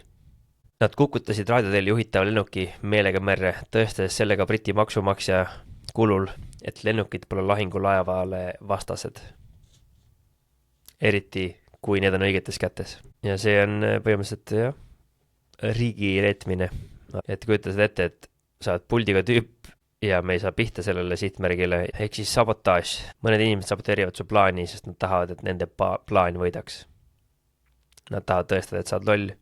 Kui sa surud oma plaani kellegile kurgust alla, siis nad võivad seda täita, aga nad teevad seda nii, et see ebaõnnestuks. Et saaks pärast öelda, näed nüüd, sinu plaan nimes. Me oleksime pidanud minu plaani tegema. Aga see on ikka konkreetne nagu reetmine. Sest sa tahad kaitsta oma väikest mõisa. Sa paned terve oma riigi julgeoleku kohtu, sest sa oled nii arrogantne ja kinni oma vanades viisides ning armunud oma varustusse. Ja see toob kaasa su enda inimeste surma, sest test oli mõeldud õppimiseks. Et okei, lennukid ongi tegelikult ohtlikud, me peame midagi ette võtma. Selle asemel sa manipuleerid tulemusega, et saada seda, mida sa tahad. Kinnitust, et su lahingulaev on endiselt äss. Ja selle tulemuseks on 100 000 inimeste hukkumine 5 aasta pärast. Ja Jaako ütleb, et neil oli GPS-iga mingi teema, kui nad testisid seda, et see pidi olema veekindel. Nad ütlesid, et see GPS on veekindel. Sul pole vaja seda eraldi kaitsta. Ja siis nad käisid ja kasutasid seda kogu aeg. Ja siis nad said aru, et tegelikult see lasi vett läbi. Ja loomulikult see on veekindel. Ja on mitte ligi lähedalegi veekindlusele. Ja Jaako viis selle neil tagasi läbi märjana ja täiesti pekkis GPS-i ja siis nad tulid vihjed, et mis sa sellega tegid, äkki sa avasid selle. Ja ta oli, et ei, ma ei avanud midagi, see lihtsalt ei ole veekindel. Ja siis sa näed seda kedagi tüüpi, kes tahaks selle öelda, et kuule, pane see äkki keelekotti ja pärast ütled, et see oli veekindel. Ehk siis valetamine. Ja see on see, mida sõjaväelastele ei saa teha, sest et need tehnoloogiad, mida me neile anname, need peavad töötama ja need peavad tegema neid asju, mida nad peavad tegema. Ja see nii kui nad seda teha ei saa, siis ei saa seda ka sõjaväelastele anda, ilma et nad ei teaks, et sellel on omad vead ja head. Kui sa ütled neile välja, et see on hea ja see ei tööta ja see on praegu poolik ja seda me arendame, see on kõik fine. Aga samal ajal on ka sõdurid hästi uuenduste vastu. Täpselt samamoodi ei taha nad kaasa tulla innovatsiooni, nii et see on kahtepidi võitlus. Me peame ehitama seal suhet, et seda tehnoloogiat neile viia. Aga võltsimine, valetamine, vassimine, sohki tegemine, see ei ole okei. Nüüd liigume teise maailmasõtta. Sõdade vaheline aeg on läbi. mitte midagi ei õpitud, millestki ei saadud aru, keegi ei võtnud vastutust. Siin on Liddell Hardi tsitaat. Saksa edu maikuus 1940 oleks olnud kergelt välditav, kui liitlased poleks teinud neid prohmakaid. Prohmakad, mis tulenesid suuresti aegunud ideede domineerimisest. Pärast kohutavat algust, kus liitlastest sõideti üle nii taktikaliselt, manöövrislikult kui ka varustuse poolest, toimus teise maailmasõja ajal suurim pööre sõjalises enesekindluses pärast Wellingtoni päeva. See sündis vajadusest ja algas Dunkirkist. See šokk 100-aastase tuimerdamisest ja 20-aastasele pimedale enesega rahulolule saavutas 3 eesmärki. See purustas päevadega paljud pikaajalised ja südamelähedased illusioonid moodsa sõja olemusest. See kiirendas vanade reaktsiooniliste ja andetute kadumise areenilt, muutes armee ja mereväe ajutiselt võimetuks. Esimest korda sõltus armee ja mereväe olemasolu täielikult õhuväe kaitsest. Ehk siis selle jaoks oli vaja jällegi oodata sõda. Mis puudutas seda halba algust, siis see oli pärand varem mainitud faktoritest. Mõtlemise jäikus, pime usk aegunud meetoditesse ja keeldumine uskumast, et vaenlane võib tegutseda viisil, mis ei vasta tugitooli prohvetite ennustustele. Siin on üks näide. 10. jaanuaril 1940 eksis üks Saksa lennuk kursilt ja tegi hädamaandumise Belgias. Selles lennukis oli sideohvitser, kellel oli kaasas Saksamaa rünnaku täielik operatiivplaan lääne vastu. Tal oli kaasas täielik plaan rünnakust. Ta üritas plaani ära põletada, aga ei jõudnud seda enne tabamist lõpule viia. Nii sai plaan liitlastele teatavaks. Hitleri vastus oli loomulikult geniaalne, et ta koostas uue plaani, mis nägi ette rünnakut läbi Ardeini, mitte läbi Belgia, nagu algselt plaanis oli. See episood oli liitlastele hävitav 2 põhjusel. Nad uskusid, et see tabatud plaan oli meelega ette seotud pettus, seega nad ei muutnud omaenda plaane ja vastupidiselt aastaid varem saadetud nõuannetele jäid nad kindlaks usule, et Ardeini metsad on tankidele läbimatud. Tulemusena jäid liitlaste tugevamaid jõud Belgiasse rünnakut ootama, samal ajal kui sakslased ei kohanenud peaaegu mingit vastupanu oma tiimanöövril läbi Ardeini. Ja siin on üks veel. Prantslastel oli tegelikult palju tanke, mis olid sama head või isegi paremad kui sakslaste omad, kui nad uskusid vankumatult, et ratsavägi suudab Ardeinis hävitada sakslaste soomusväed. Seetõttu nad keeldusid uskumast, et isegi maha raiutud puud võiksid sakslaste edasiliikumist takistada. Nagu poolakad said ka prantslased valusa õppetunni sellest, mis juhtub kokkupõrkes hobuse ja tanki vahel. Briti taganemine Gazala liinilt 1942 aastal, mis lõppes Tobruki kaotusega ja paanilise põgenemisega Egiptusesse, oli sõja teine suurim katastroof pärast Dunkirki.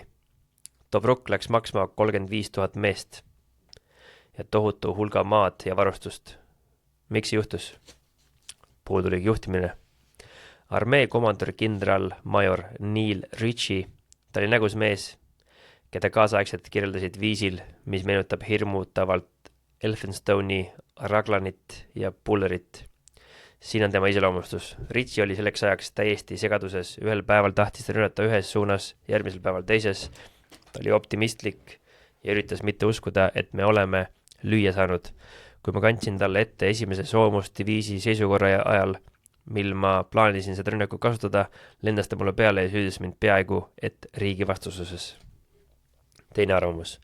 General Ritchie omas suurt otsustuskindluse aurat, aga tegelikult oli ta äärmiselt otsustusvõimetu. Tal oli kalduvus küsida nõu ja olles selle kätte saanud toimida täpselt vastupidi. Veel üks. Ritchie ei olnud piisavalt kiire taibuga ega loominguline ja lõpuks tugev ja jõuline mees, meeldivate kommete, kuid ilma sisemise jõuta. Konverentsidele kõlas ta enesekindlalt, aga sa ei tundunud kunagi, et see enesekindlus on pärit tema mõistusest. Selle leebe, viisaka, loomingulise ja näiliselt rahuloleva, kuid vahel kergesti süttiva kindrali juhtimise all mandus armee organisatsioon, distsipliin ja hoog. Jällegi see fataalne kombinatsioon, eneseusk ja vaenlase alahindamine. Rommel ise kirjutas oma päevikus, et tema edu alus oli brittide armastus frontaalrünnakute vastu.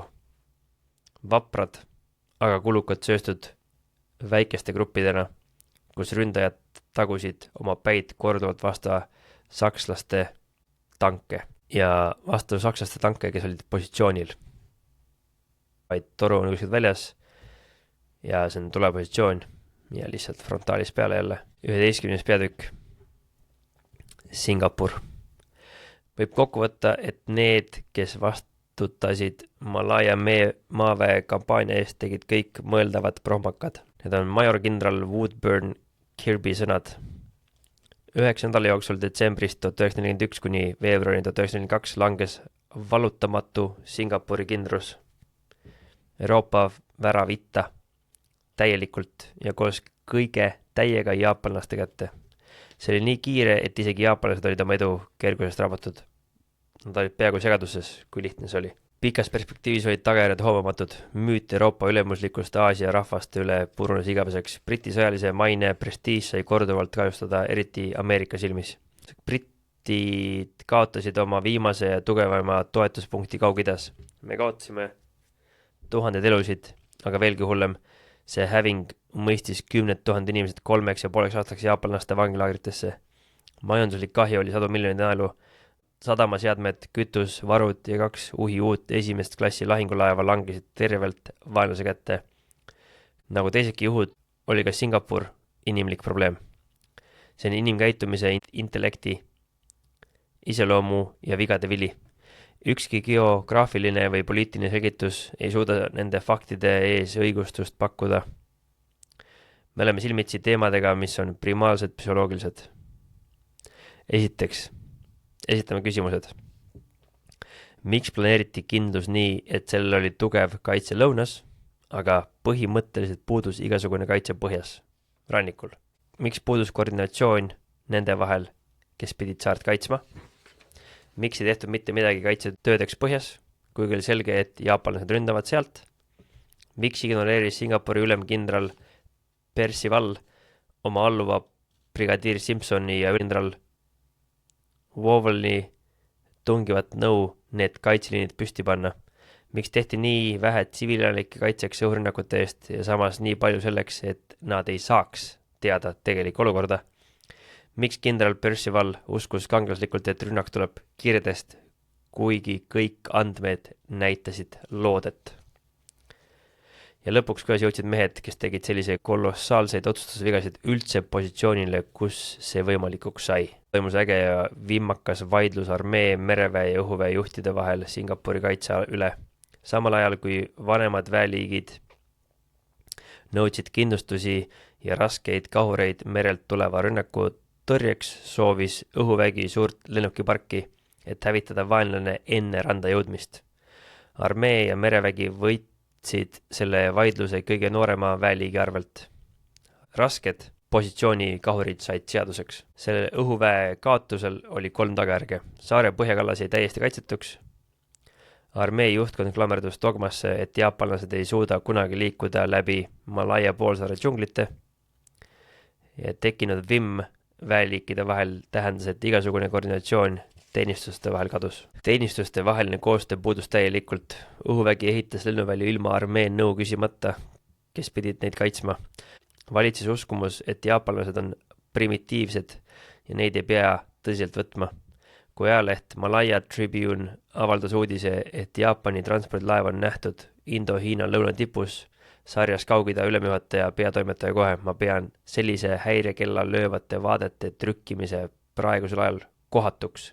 Olukord pole pooltki nii tõsine, kui Tribune väidab. Singapuri kaitsjad olid selle motivatsiooni musternäidised. Pärast pikki vale mõtlemise ajalugu ei saanud nad endale lubada eksimist. Ja mida rohkem sündmused tõestasid, et neil pole õigus, seda tugevamaks muutus nende kaitsemehhanismide tõe vastu. Tõe mahasurumine koosneb 2 osast. Tsensuur ja ametlikud teadaanded. Singapuri juhatus kasutas mõlemat. 2 kuud enne Singapuri kapitaliseerimist väljastati teadaanne. Meil on valmis. Meil on olnud küllalt hoiatusi ning meie ettevalmistused on tehtud ja testitud. Me oleme enesekindlad, meie kaitse on tugev ja relvad on efektiivsed. Meil on üks eesmärk kaitsta neid randu ja hävitada vaenlane, kes siia astub.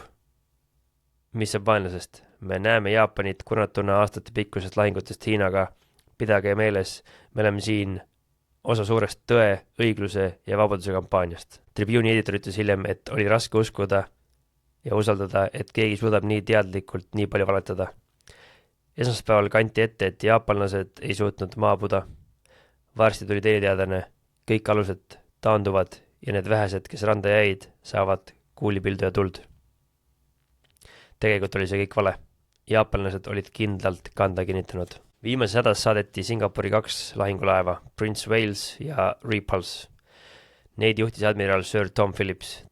Vana merekaru toores ja karm, kuid tal puudus visioon. Hoolimata hoiatustest, et tal pole õhukaitset, läks ta laevadega probleeme otsima. Alguses läks hästi, aga kui ilm selgines ja märkasid Jaapani lennukid teda. Mõlemad laevad torpedeeriti ja need läksid põhja koos 840 mehega. Õhuväejuhid ei esinud paremini. Brooke Popham alahindas jaapanlasi oma vanade lennukite vastu. See 63-aastane ohvitser, kelle peamine tunnus oli kalduvus magama jääda igal võimalusel, näitas üles sellist otsustusvõimetust, et ametlik ajalugu märkis. On võimalik, et ta ei mõistnud kiiruse olulisust. Nad said esimese öisrünnaku kohta hoiatuse 30 minutit ette. Nad ei teinud mitte midagi.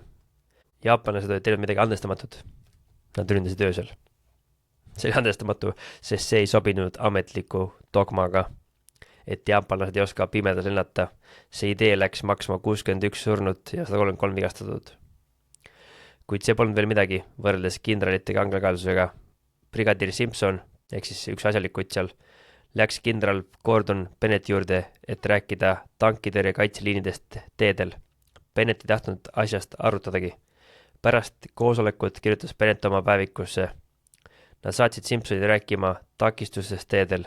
Isiklikult ei ole mul aega selliste asjade jaoks. Helistan tankid hävitada tankitõrjerelvadega. Pole ime, et jaapanlased ei aegustunud. Pole ime, et Briti üksusi hävitati haarangutega. Jällegi Jaapani tankid tulid suure üllatusena brittidele, kellele polnud Malaias mitte ühtegi tanki.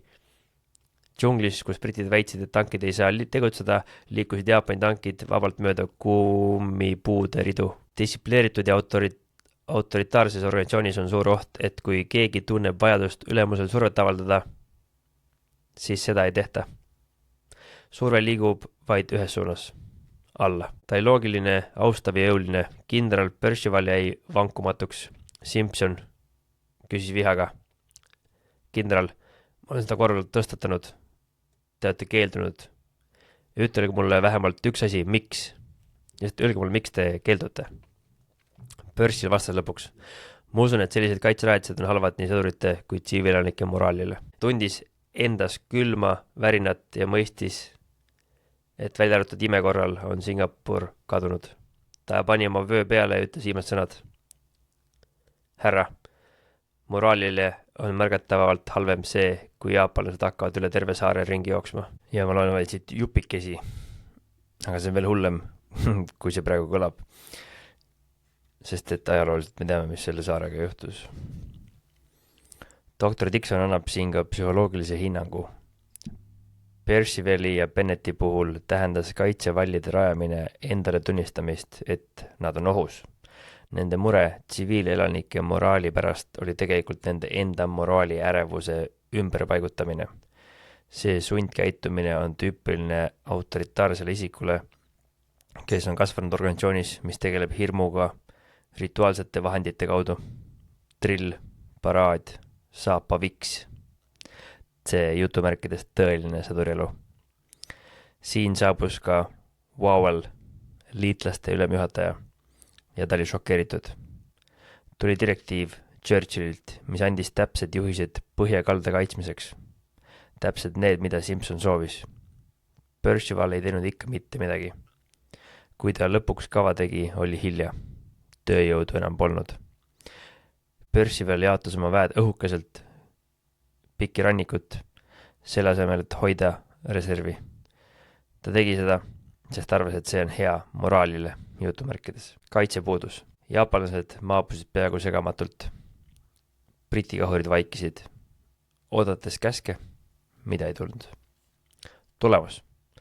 138 708 Briti, India ja Austraalia sõdurit kas surid või läksid vangi. Ehk siis 138 000 meest ühe korraga, ühe sündmusega. Singapuri langus lükkab ümber verise lolli teooria. Percival oli tegelikult väga intelligentne ja hiilgav staabiohvitser. See, mis tal teistega ühist oli passiivsus, jäikus, kangekaelsus, viivitamine ja dogmatism.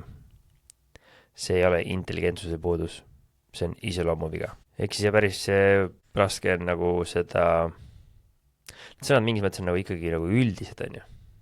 Et ta oli passiivne, jäik, kangekaelne, viivitamine, dogmatism, ehk siis neid on vaja enda jaoks ära defineerida, ühiselt kokku leppida, mis need tähendavad, millises käitumises või kuidas me seda üldse näeme, kuidas nad väljenduvad, et seda ära hoida, et kui see on nagu iseloomuviga, siis justkui nagu ei saagi midagi sinna teha. Võib-olla ei saagi, ma ei tea. Tahaks loota, et nagu saaks. Et igal juhul on need võimalik märgata, kui me suudame kokku viia need tunnusjooned ja siis tegutseda selle põhjal. Ja inimesi siis kas informeerida, kui oled sa passiivne või sa oled liiga jäik või sa tundud, et sa oled liiga kangekaelne, et nende asjadega tuleb tegeleda ja nende asjadega tuleb tegeleda viivitamatult ja kui seda inimene veel viivitab, siis on talle vaja tagasisidet anda ja tihtipeale sellises tänapäevases kaitseväe treeningus ja eesliinil lahinguväljal see tuleb hästi kiiresti välja ja need asjad juuritakse, ma loodan, et välja. Järgmine peatükk. Arnheim.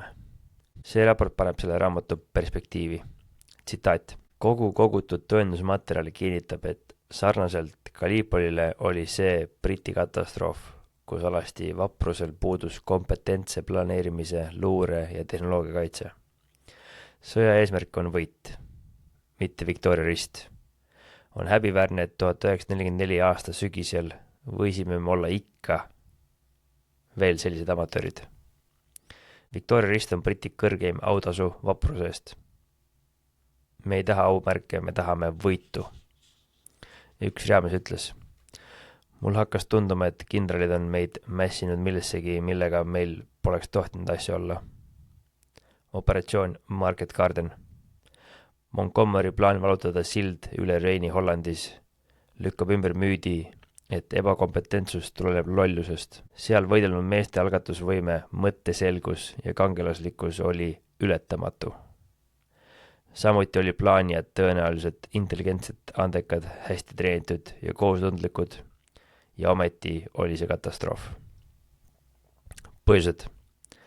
Montgomery ei avanud Antwerpeni sadamat, lubades Saksa 15. armeel põgeneda Hollandisse, kus nad jäid Arnheimi ettekaitsesse. Ma ei tea, kuidas see täpselt aitas, või et seda ei avanud, pole detaili juures.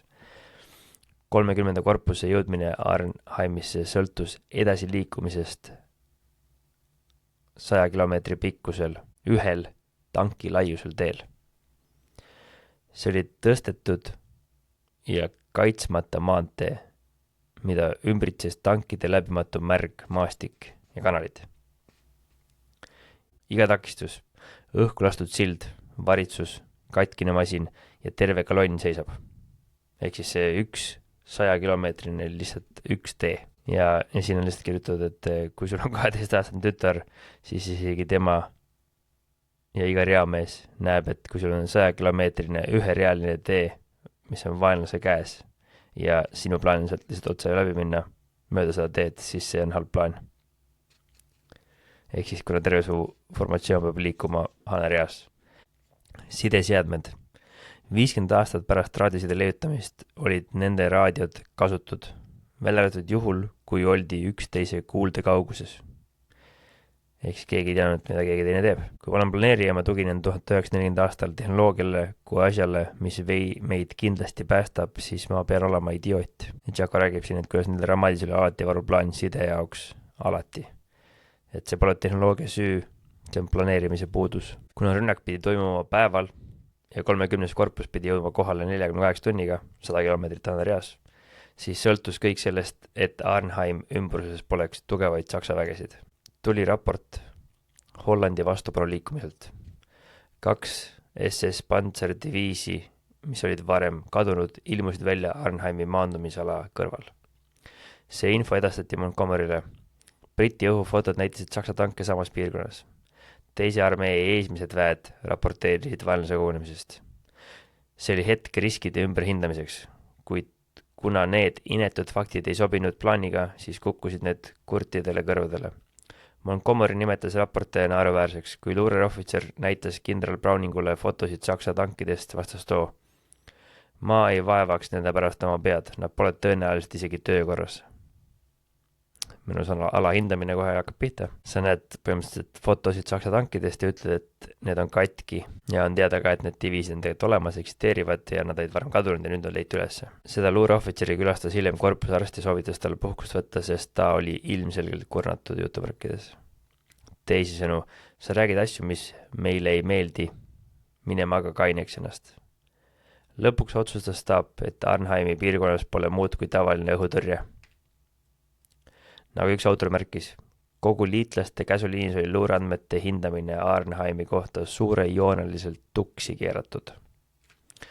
Lõpuks leiti lohutav arvamus. Sakslased on nõrgad, demoraliseeritud ja varisevad kokku kohe, kui näevad suurt õhurünnakut. Rünnak läks käiku. Vanade meeste asemel kohtasid nad herilaspesa Saksa tankidega. Sakslased võitlesid nagu tiigrid. Lüüa saamine oli täielik ja kohutav. Mehed hoidsid kinni vaid vapruse najal. Kaotused olid 17 000 meest. See on 5000 võrra vähem kui D-Day'l. Pärast seda nimetas Montgomery missiooni 90% edukaks. Madalmaade prints Bernhard vastas sellele, minu riik ei saa endale kunagi lubada sellist luksust nagu Montgomery võit. See ei ole tehnoloogia, mis seda asja teeb, see pole võitlusvaim, sellist halb juhtimine. Ja kus kohas see tuleb? See on juurdunud nende juhtide psühholoogiasse, kuhu me saame siis sukelduda järgmine kord. Vaat sellised katastroofid siis juhtimisest. Üks osa tuleb veel. Aga selleks korraks aitäh teile, kes seda lõpuni on kuulanud. Loodetavasti see diktsioon ja lugemine läheb ajas järjest paremaks. Tšau!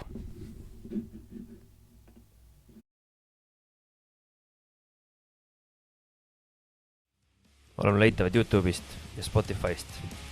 Tahad saata meile küsimusi www.youtube.ee. Aitäh sulle selle eest, et sa meid toetad. Aitäh sulle selle eest, et sa meid kuulad. Aitäh sulle selle eest, et sa meid vaatad. Lahinguväljal näeme. Side lõpp.